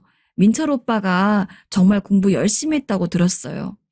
저는 사는 곳 근처에서 작은 꽃집에서 일을 하고 있어요. 플로리스트라고 부르는데 손님이 꽃다발 같은 거 주문하시면 보기 좋게 꾸미거나 하는 일이에요. 여자친구의 직업을 들은 부모님의 표정이 싸하게 식었습니다. 여자친구도 급격하게 가라앉은 분위기에 무언가 잘못됐다는 것을 느낀 듯 하였지만 저나 여자친구나 어떻게 할 수 있는 방법이 없었어요. 누가 봐도 부모님은 제 여자친구 직업이 마음에 안 드는 거였거든요. 그렇게 행복하고 활기찼던 분위기가 금세 사라지고 여자친구는 남은 시간을 거의 가시방석에 앉아있듯 보내다가 집에 갔습니다. 어머니, 아버지, 갑자기 그렇게 냉랭하게 대하는 게 어디 있어요. 연희 놀랐잖아요. 연희인지 뭔지 놀란 게 문제니? 우리가 더 놀랐다. 네가 대학 교수인데 어떻게 여자친구는 네 반에도 못 미치는 애를 만나고 있어? 얼굴 이쁘다고 다가 아니다. 연애만 할 거라면 직업이 상관없겠지만 너 쟤랑 결혼하고 싶다며. 결혼할 건데 겨우 꽃집이나 하는 애랑 결혼할 거야? 아니 적어도 초등학교 교사나 공무원 정도는 돼야 허락을 하지. 저거 뭐 나 참 플로리스트? 그래봤자 꽃집 하는 것뿐인데 무슨 놈의 플로리스트야. 플로리스트 말을 갖다 붙이기는. 에휴. 어머니, 플로리스트가 뭐가 어때서요? 어머니 그거 다 선입견이에요. 부모님은 여자친구가 변변한 직업이 없다는 이유로 절대로 결혼은 못 시킨다며 반대를 하였습니다.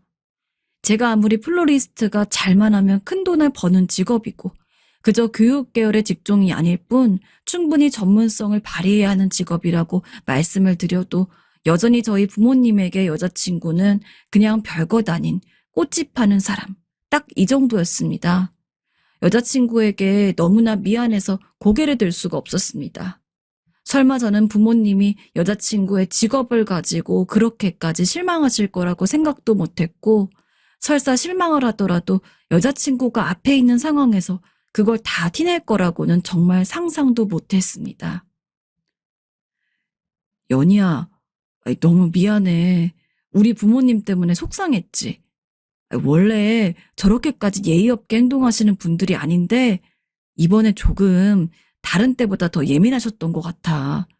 내가 너무 너한테 면목이 없다. 아니야, 오빠.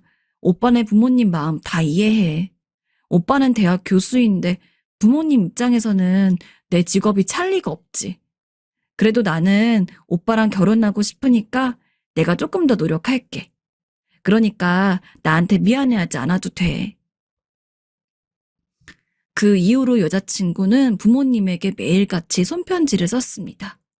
그리고 저는 그 편지를 받아서 부모님한테 전달을 했죠. 아주 큰 내용이 있는 것은 아니었습니다. 결혼을 허락받는 내용이 있던 것도 아니었습니다. 여자친구는 그저 가볍게 부모님의 안부를 묻고 요새 자신이 뭐라고 지냈는지 짧게 쓴 다음에 또 인사를 드리러 가고 싶다며 마무리를 했습니다. 처음 부모님은 무슨 이런 걸 가져오냐면서 저에게 편지 같은 거 필요 없으니 받으면 당장 버리라고 성화였습니다. 하지만 그래도 꿋꿋하게 한 번, 두 번 계속해서 편지를 전달해 드리다 보니까 언젠가부터는 편지가 좀 늦으면 괜히 제 옆에 와서는 헛기침을 하시면서 오늘은 편지 없냐? 라며 저에게 먼저 물어볼 정도였습니다. 지성이면 감천이라고 편지가 좋은 반응을 보이기 시작한 시점부터 여자친구는 저를 따라서 불시에 부모님에게 인사를 드리기 위해 종종 집에 방문을 했습니다. 어머님, 아버님, 저 왔어요. 부모님이 아무리 모진 말을 하면서 쫓아내려고 해도 여자친구는 넉살 좋게 부모님 옆에 가서는 설거지를 도와드리기도 하고 함께 거실에 앉아서 TV를 보며 세상 돌아가는 이야기도 하고 옆에서 지켜보는 저조차 무척이나 놀랄 정도로 여자친구는 본인에게 냉랭하게 구는 부모님에게 누구보다 살갑게 대했습니다. 그리고 그런 여자친구의 정성 덕분에 저희는 드디어 결혼 허락을 받을 수 있었죠. 그리고 2년 뒤에 실제로 결혼을 할 때는 부모님이 저희에게 서울에 있는 15억짜리 아파트를 신혼집으로 해줬습니다. 그러면서 하는 말이 이거 민철이 너 예뻐서 그런 거 아니다. 연희가 예뻐서 해주는 거니까 남편으로서 잘해야 해. 알았지? 고맙습니다, 어머님. 예전에는 제가 아깝다면서 절대로 여자친구와의 결혼을 허락해주지 않을 것처럼 굴던 부모님도 아내의 정성과 애교에 넘어간 뒤로는 저보다 아내가 더 우선이었습니다. 심지어 우리 딸 하면서 저 빼고 식사도 하러 다니고 그러더라고요. 엄청난 태세전환에 기가 차기도 했지만 한편으로는 이렇게 될 때까지 아내가 얼마나 노력했는지를 알았기에 저는 아내가 너무나 사랑스럽고 좋았습니다. 그렇게 결혼식을 끝내고 저희는 신혼여행과 혼인신고만을 앞둔 진정한 부부가 되었습니다. 원래 같으면 시기 끝나고 바로 신혼여행을 가야 했지만 제가 직업이 대학 교수이다 보니까 일단 방학 시기에 시간을 낼 수가 있어서 신혼여행도 혼인신고도 조금 미뤘어요. 솔직히 바로 신혼여행도 떠나고 혼인신고도 해서 하루빨리 부부가 되고 싶었을 수도 있는데 아내는 그조차도 넓은 마음으로 저를 이해해 주었습니다. 하루하루 아내와 신혼여행을 가는 날이 다가올수록 청소년기 처음 짝사랑을 해보는 사람처럼 가슴이 둥둥 뛰고 설레었습니다. 시간을 오래 내기가 어려웠지만 그래도 힘들게 한 결혼인 만큼 저도 즐기고 싶기도 했고 아내도 오랜만에 휴식 시간 좀 가질 수 있도록 일주일 동안 신혼여행 겸 휴가를 다녀왔어요. 당신이랑 결혼해서 이렇게 신혼여행 오니까 너무 좋다. 우리 결혼하고 나서도 지금처럼 조금씩 시간 내서 여행도 다니고 그럴 수 있었으면 좋겠어. 나도 당신이랑 결혼해서 이렇게 신혼여행 온 거 너무 행복해. 우리 둘 다 바빠서 시간 내기 어렵겠지만 그래도 당신 말대로 주기적으로 가까운 데라도 여행 다녀오고 그러자. 일주일이 하루와 같이 빨리 지나갔습니다. 아쉬운 마음으로 서울에 올라왔고 여전히 여행에 여운이 가시질 않아서 집에서 아내와 대화를 할 때면 그때 거기 가서 좋았더라. 여기도 가볼 걸 그랬다. 라며 여행에 좋았던 점과 아쉬운 점들을 이야기하고는 했어요. 그러나 그런 여운을 나누는 것도 잠시. 저희에게는 드디어 마지막 절차인 혼인신고만이 남아 있었습니다. 여행지에서 돌아온 날은 그대로 하룻밤 푹 자고 바로 다음 날에 아내와 함께 혼인신고를 하러 갔어요. 드디어 정식으로 혼인신고를 접수하고 나서야 이제서야 내가 이 여자랑 정말로 부부 사이가 되었구나 라는 확신이 들었습니다. 슬쩍 쳐다본 아내도 감회가 새로운지 살짝 생기가 도는 얼굴을 하고 있었어요. 그런 표정을 보니까 내가 정말 결혼은 잘했다 싶고 앞으로도 가능한 아내에게 더욱 잘해줘야겠다고 다짐을 하고 있을 때 아내가 저에게 말을 걸었습니다. 웃으면서 왜 여보? 하고 돌아봤지만 그 뒤 아내에게서 나온 말은 제가 전혀 상상조차 못한 이야기였죠. 우리 혼인신고 했으니까 어머님이랑 아버님이 주신 아파트는 공동 명의로 하자. 응? 공동명의? 혼인신고를 한 지 1시간도 안 된 상황에서 갑자기 공동명의라니. 그 아파트 오로지 저희 부모님 돈만 들어간 겁니다. 아내 친정 식구들 돈은 하나도 없고 아내 돈도 마찬가지입니다. 아들이 결혼하니까 그런 아들 잘 살라고 부모님이 해주신 거를 왜 제가 갑자기 아내와 공동명의를 해야 하는지. 잘못 들은 건가 싶어서 아내만 멀거니 바라보는데 아내는 제가 별다른 반응을 보이지 않자 황급히 다른 말을 덧붙였습니다. 아니 보니까 요즘 결혼하는 사람들은 다 아내한테 경제권을 맡기고 그러더라고. 솔직히 우리도 결혼했고 나중에 애 낳고 그러면은 당신은 일하더라도 난 집에서만 있을 거 아니야. 그러면 당신 월급 같은 것도 내가 관리해서 저축할 거 저축하고 당신이 용돈 받아서 생활하는 게 우리 미래에 더 좋기도 하고 같은 의미로 아파트 같은 것도 요즘은 다들 공동명의한데 아내가 아파트 해와도 남편이랑 공동명의하고 남편이 아파트 해와도 아내랑 공동명의하고 솔직히 아내의 그런 요구가 이해가 되는 것은 아니었습니다.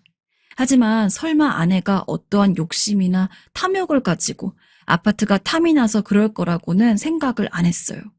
그냥 정말로 주변 사람들이 공동 명의를 해서 자기도 공동 명의를 하고 싶다고 이야기를 하는구나 싶어가지고 에이, 우리 지금 혼인신고한 지 1시간도 안 된 거 알지? 당신 말대로 요즘 사람들 공동 명의 많이 하는 거 맞는데 꼭 다 그런 것도 아니야.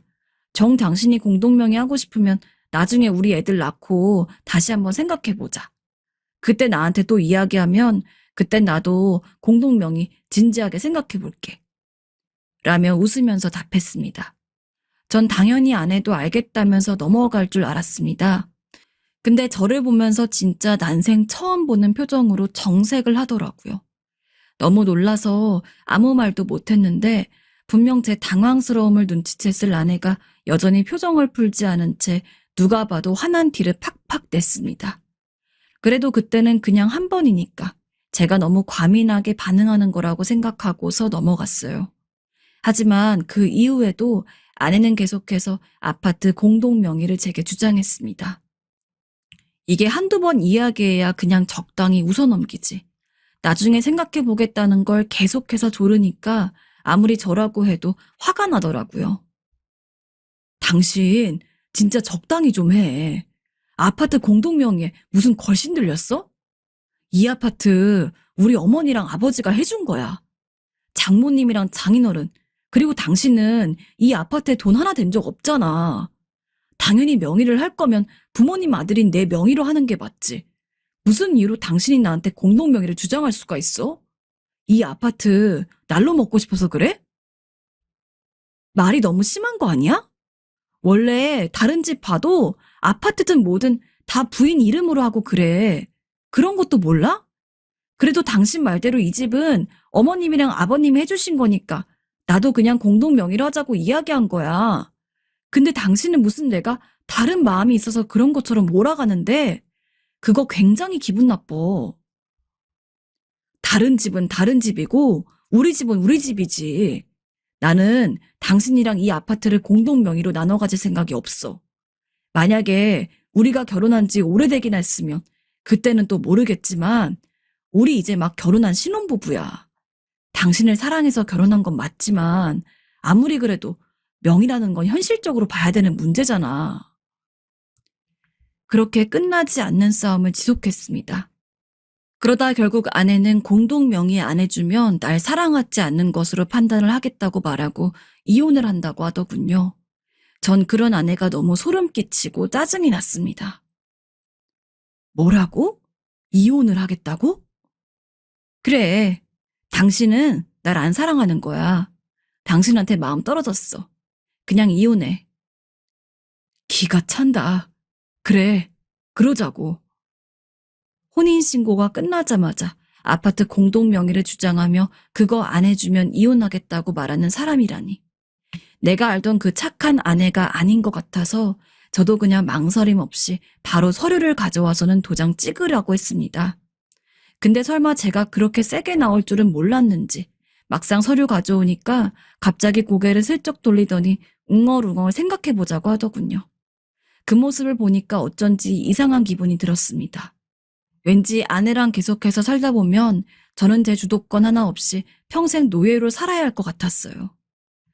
이혼이라는 것은 쉬운 일이 아니고 게다가 저는 혼인신고를 한 지 얼마 되지도 않았기에 더 많은 고민을 하긴 했습니다. 하지만 결국 저는 지금 이혼 소송 중에 있어요.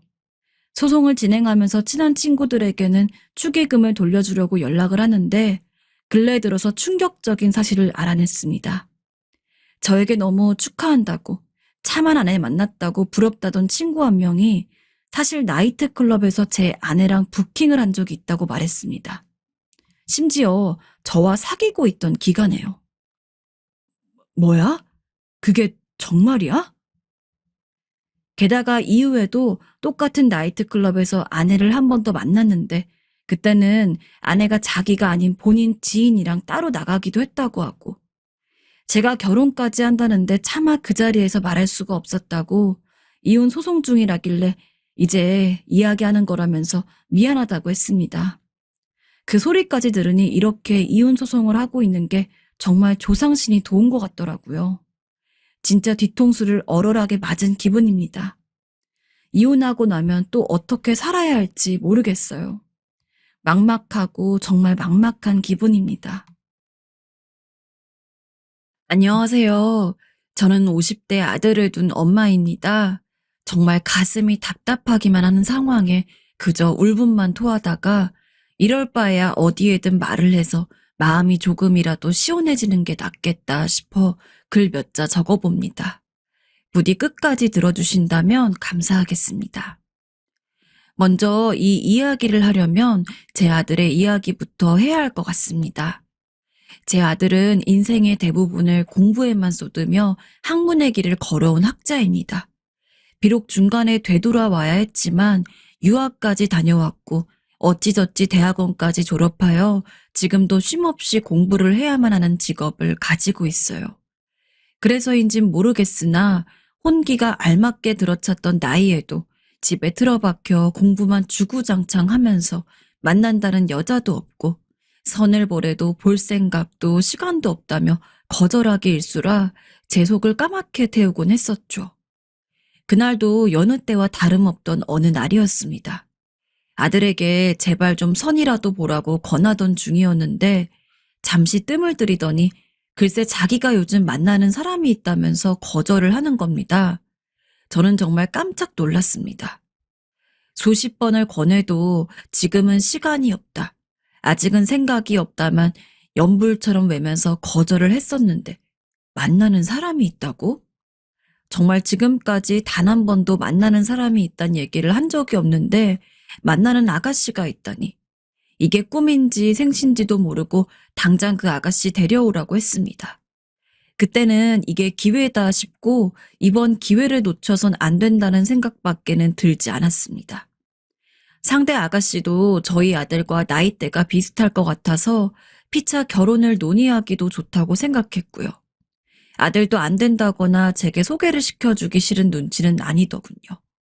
다만 당장은 안 되고 그 아가씨한테 시간이 되는 날을 물어본 다음에 식당이든 어디든 분위기가 괜찮은 곳에서 정식으로 소개를 시켜주겠다고 했습니다. 그리고 덧붙이기를 안 그래도 소개시켜주려고 했는데 타이밍을 놓쳤다고 하더라고요. 아들이 그 아가씨한테 진심이구나 싶었어요. 아들이 마음에 들어하는 아가씨니 어련히 좋은 사람 같았지만 아무래도 존재 여부를 알게 되니 그날 이후로 틈틈이 만나는 아가씨가 어떤 사람이냐, 어디서 만났냐, 뭐하는 아가씨냐 계속 물어보게 되었습니다. 아들은 그저 멋쩍은지 웃기만 하고 명확히 이렇다 할 답을 주진 않아서 만난다는 아가씨가 점점 궁금해졌습니다. 그렇게 궁금증이 극에 달했을 때쯤 아가씨를 소개시켜 주겠다고 하더군요. 이번 주말에 자기도 그 아가씨도 시간이 난다며 식당을 예약해뒀다고 했습니다. 아무래도 아들에게 여자친구를 소개를 받는 건 처음이다 보니 걱정이 되기도 하고 기대가 되기도 하고 처음 만나는 자리이니만큼 평소에는 걸리적거려서 하지 않던 목걸이도 하는 등 신경을 써서 준비했던 것 같습니다. 식당에 가서 자리에 앉을 때까지만 해도 들뜬 마음이었는데 이게 웬걸.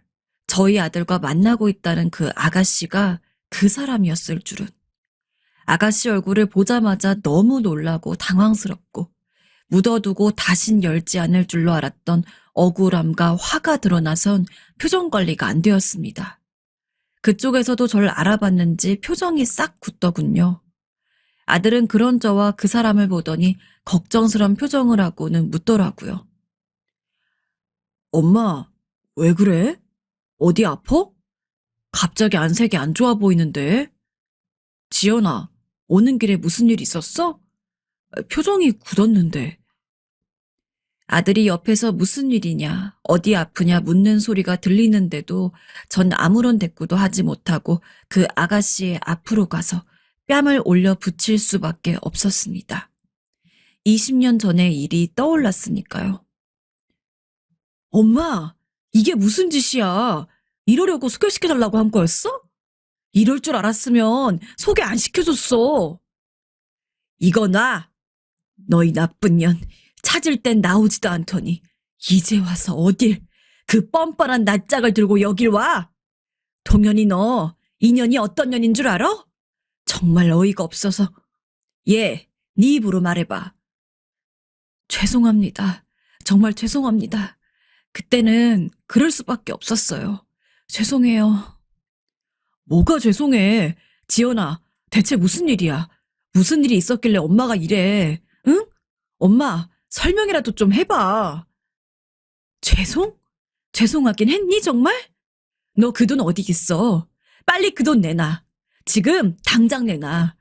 내 눈에 피눈물 흘리게 하더니 지금 내 아들과 결혼을 하겠다고?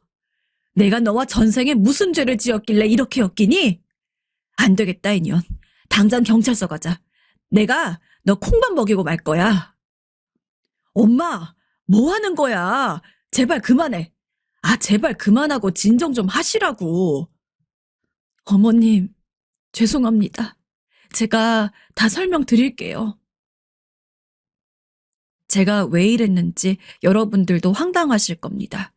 하지만 저에겐 그럴 수밖에 없는 이유가 있었습니다. 이제부터 그 이유를 설명드리겠습니다. 저는 20년 전 서울에서 평범하게 장사를 하고 있었습니다. 규모가 크진 않았으나 매출도 괜찮았고 가장 중요한 매출 면에서 신경을 쓸 일이 많지 않아 그런지 비록 빚을 끼고 연 가게였지만 빚 때문에 힘들다는 생각은 들지 않았습니다. 다행히도 직원들도 좋은 사람들로만 들어와서 사람 문제로도 스트레스를 받았던 적이 없었던 것 같네요.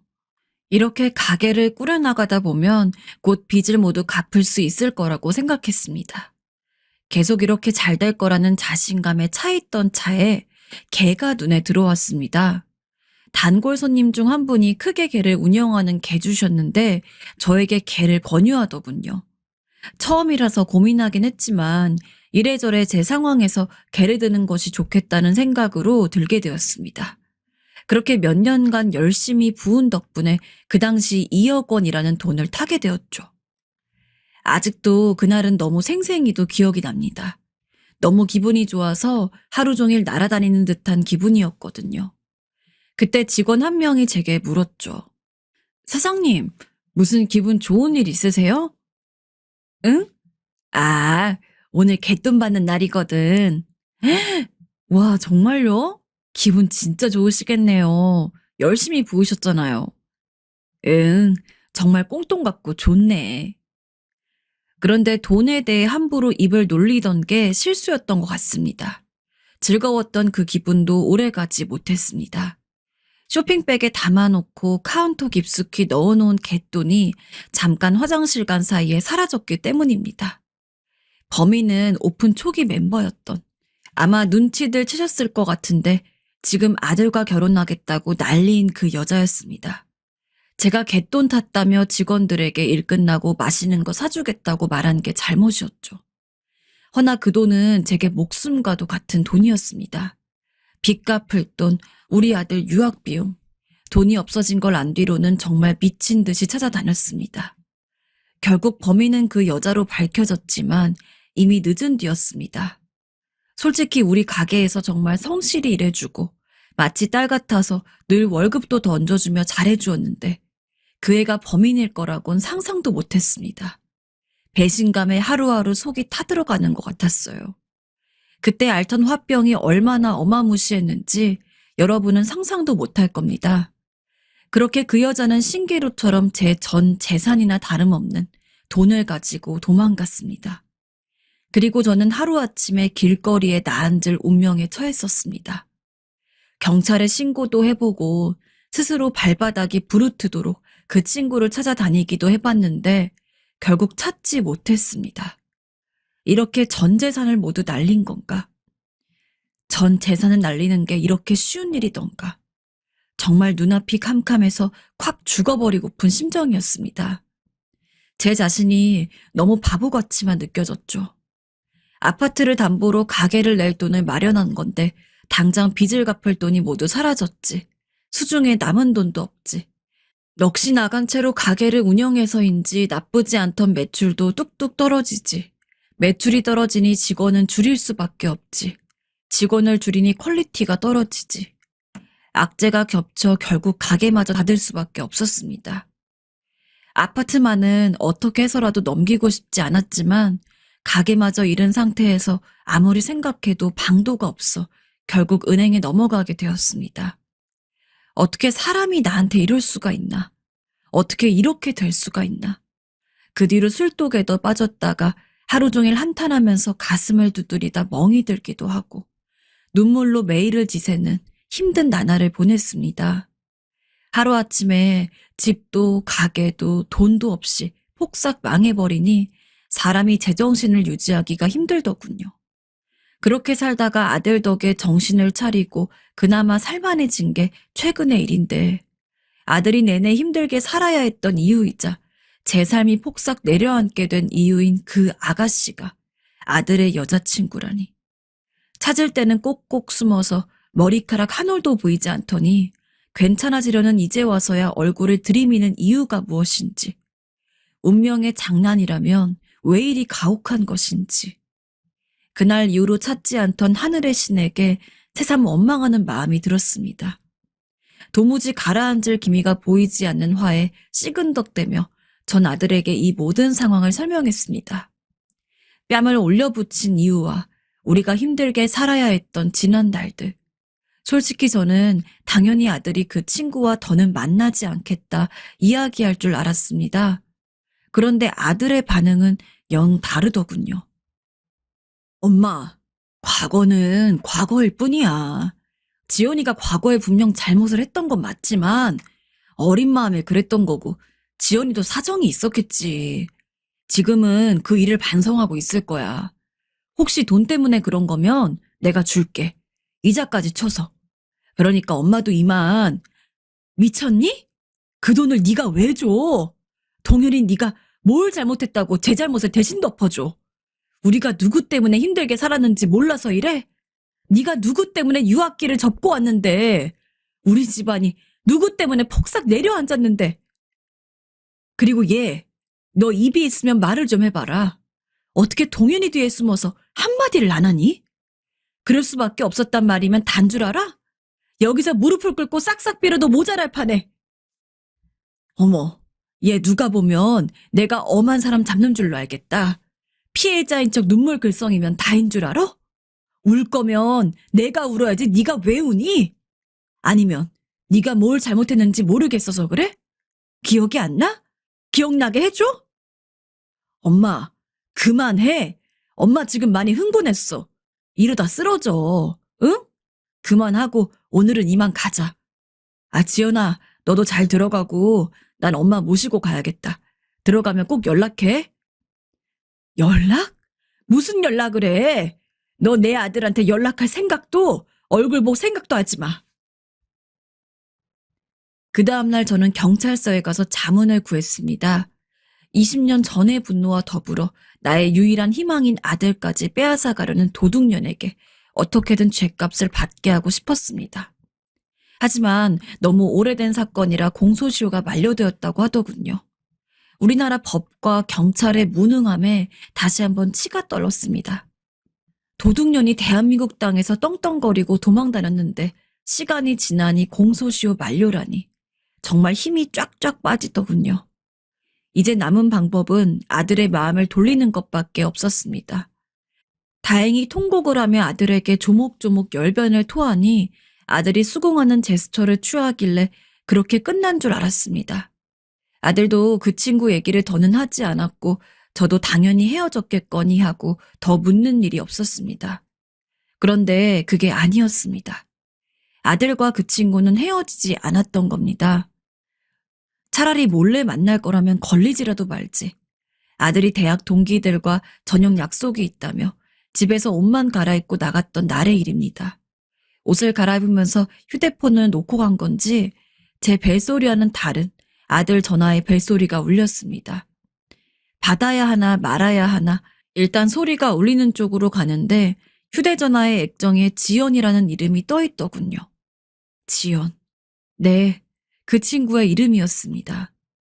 그대로 눈이 뒤집혀져 전화를 받으니 오빠 언제 오냐는 둥, 보고 싶다는 둥 듣기도 싫은 말들을 짓거리더라고요. 참 그날 제 말은 귓등으로 듣고 흘려보낸 건지 뻔뻔하기 그지없다는 생각뿐이었고 그렇게 대꾸 없이 얘기를 듣다가 전화를 끊었습니다.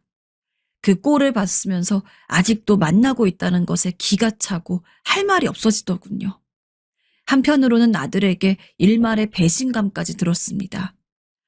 내가 너를 어떻게 키웠는데 너는 내 삶을 모두 망친 사람과 기어코 사랑을 해야겠는 건지 아들에게 묻고 싶었습니다.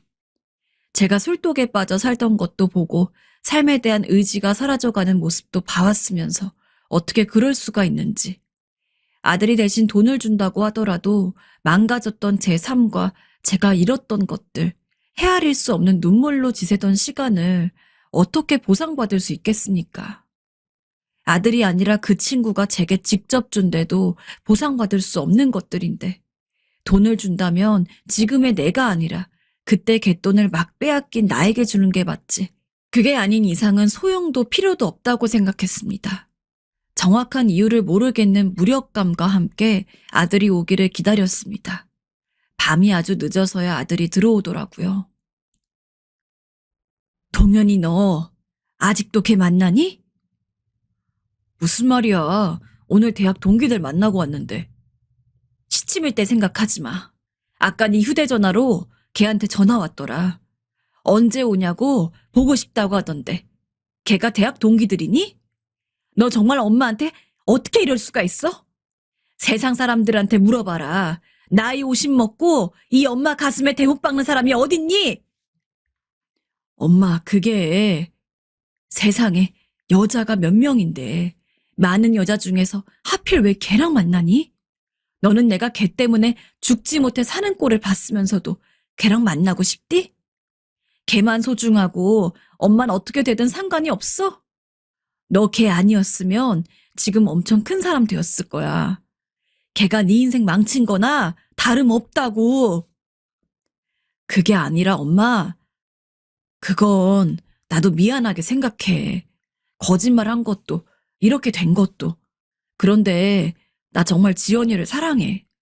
그날은 그냥 지연이 편 들었었지만 실은 지연이랑 헤어지려고도 했었어.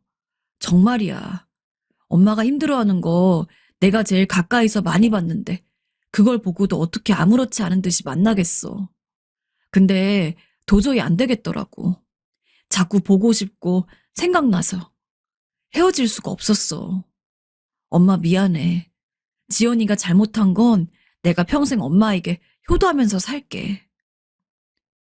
그러고서는 방으로 휙 들어가 버리는데 사람이 너무 기가 막히고 화가 나면 말이 안 나온다는 걸 그때 알았습니다.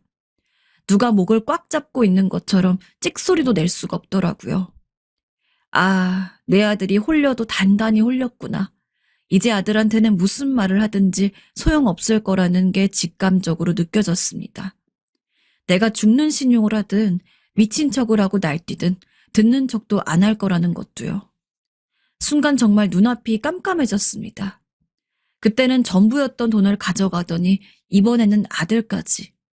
너는 항상 내가 가진 것만 가져가려고 하는구나.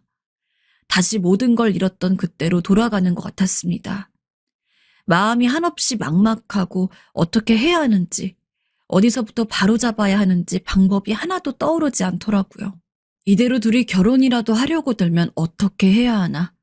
며칠 밤을 잠도 못 자면서 고민만 했던 것 같네요.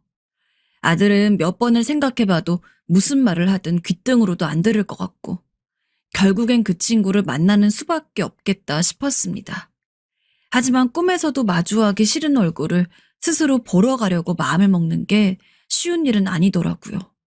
그렇게 며칠을 더 보냈는지 잘 모르겠네요.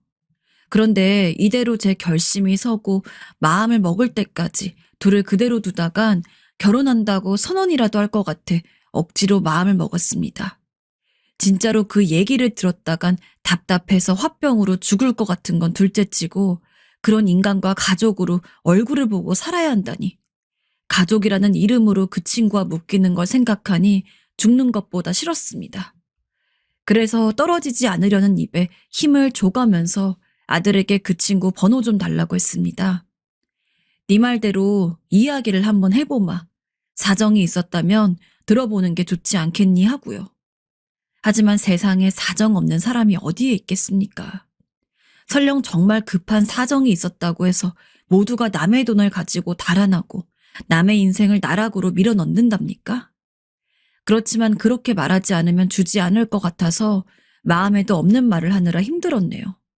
아들은 제 마음도 모르고 반색을 하며 식당이라도 예약해줄까 어쩔까 옆에서 난리를 피우는데 내 아들이지만 어쩜 이렇게 한심스러울까 싶어 혼났습니다. 아들에게는 아무것도 필요 없다. 괜히 나서지 말아라 하고 망설일 것도 없이 그 친구에게 바로 연락했습니다. 목소리를 듣고 싶지 않아서 짧게 문자를 남겼습니다. 동현이 엄마다. 하고 싶은 얘기가 있으니까 어디서 언제 만나자. 아들이 언지를 주기도 전에 제가 먼저 연락을 해서 그런지 문자에서도 당황한 기색이 역력한 티가 났는데 흔쾌히 수락하더라고요. 좋은 소리 들을 걸로 기대를 한 건지 뭔지는 모르겠지만 썩 기분이 좋진 않았습니다. 당사자는 아직도 불쾌하고 화가 부글부글 끓는데 가해자는 아무렇지 않다는 것 같아서요. 이미 첫 단추가 단단히 잘못 끼워져서 무슨 말을 하든지 무슨 행동을 하든지 밉게 보일 수밖에 없겠지만 제게는 그렇게밖에 느껴지지 않았습니다. 약속날을 잡아놓으니 대체 무슨 말을 해야 아들과 헤어질까? 원하는 게 뭘까? 뭘 주면 헤어져 줄까? 그런 생각을 하다 보니 돈 봉투라도 준비하게 되더라고요. 무슨 드라마 속의 못된 시어머니가 된 것 같아서 제 자신에게 어이가 없었지만 변명을 하자면 사정이야 어찌되었든 과거에 남의 피 같은 돈을 들고 달아난 전적이 있으니 돈을 주면 얼마나 좋아할 것이고 혹시 이걸 받으면 떨어져 줄 수도 있지 않겠나 하는 생각이 들어서였습니다. 그런 준비라도 하고 나니 마음이 한결 가벼워졌습니다. 마음을 편하게 먹으니 약속날도 금방 다가오더라고요. 그렇게 오기를 바랬지만 영원히 오지 않기를 바라기도 했던 약속날. 카페에 먼저 도착해 그 친구를 기다리고 있었습니다. 목걸이 하나도 하고 가기 아까웠지만 편하게 보이기 싫어서 오히려 첫 만난 때보다도 꾸미고 갔던 것 같네요. 그리고 얼마 지나지 않아서 그 친구가 들어왔습니다. 잊으려고 애썼던 얼굴을 마주하고 있자니 마음이 부글부글 끓더라고요. 처음엔 차분하게 이야기를 해보려고 했는데 차분이고 뭐고 불가능했네요. 아, 어머님, 먼저 와 계셨네요. 제가 먼저 왔어야 하는데 죄송합니다. 누가 네 어머님이야? 누가 설마 나한테 그런 거니? 너 정말 동현이랑 결혼이라도 할 작정이야? 설마 그럴 리가 없어야겠지. 결혼에 대해서는 아직 이르지만 서로 논의를 하던 중이긴 했어요. 서로 나이도 있고 저도 동현 오빠도 서로 진심으로 사랑하고 있어요. 네가 정말 미쳤구나. 돌아버려도 단단히 돌아버린 게 틀림없어. 뻔뻔한 것도 정도가 있어야 하는 거 아니겠니? 네가 남의 돈 들고 달아나 호의호식하면서 살아갈 동안에 나랑 동현이가 얼마나 고된 삶을 살아왔는지 내가 읊어줘야 떨어질래?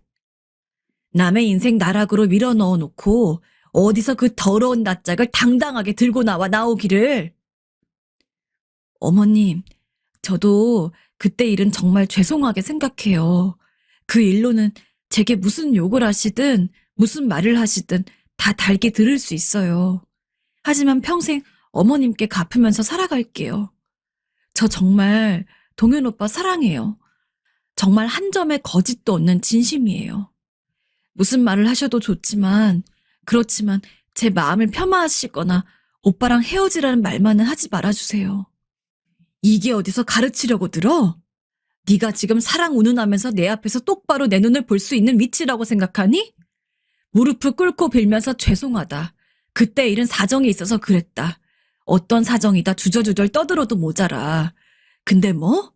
네 말은 내가 무슨 짓을 하든 얼마나 싫어하든 말든 상관 안 하고 동현이랑 계속 만나겠다는 소리 아니니?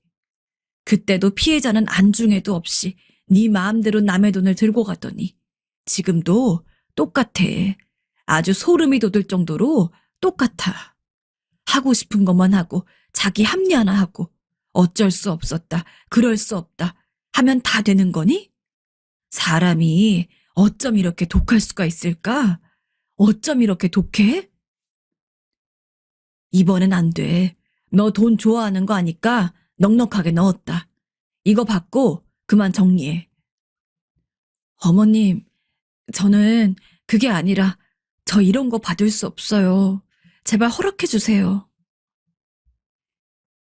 대화가 계속 반복되는 것이 신물이 났습니다.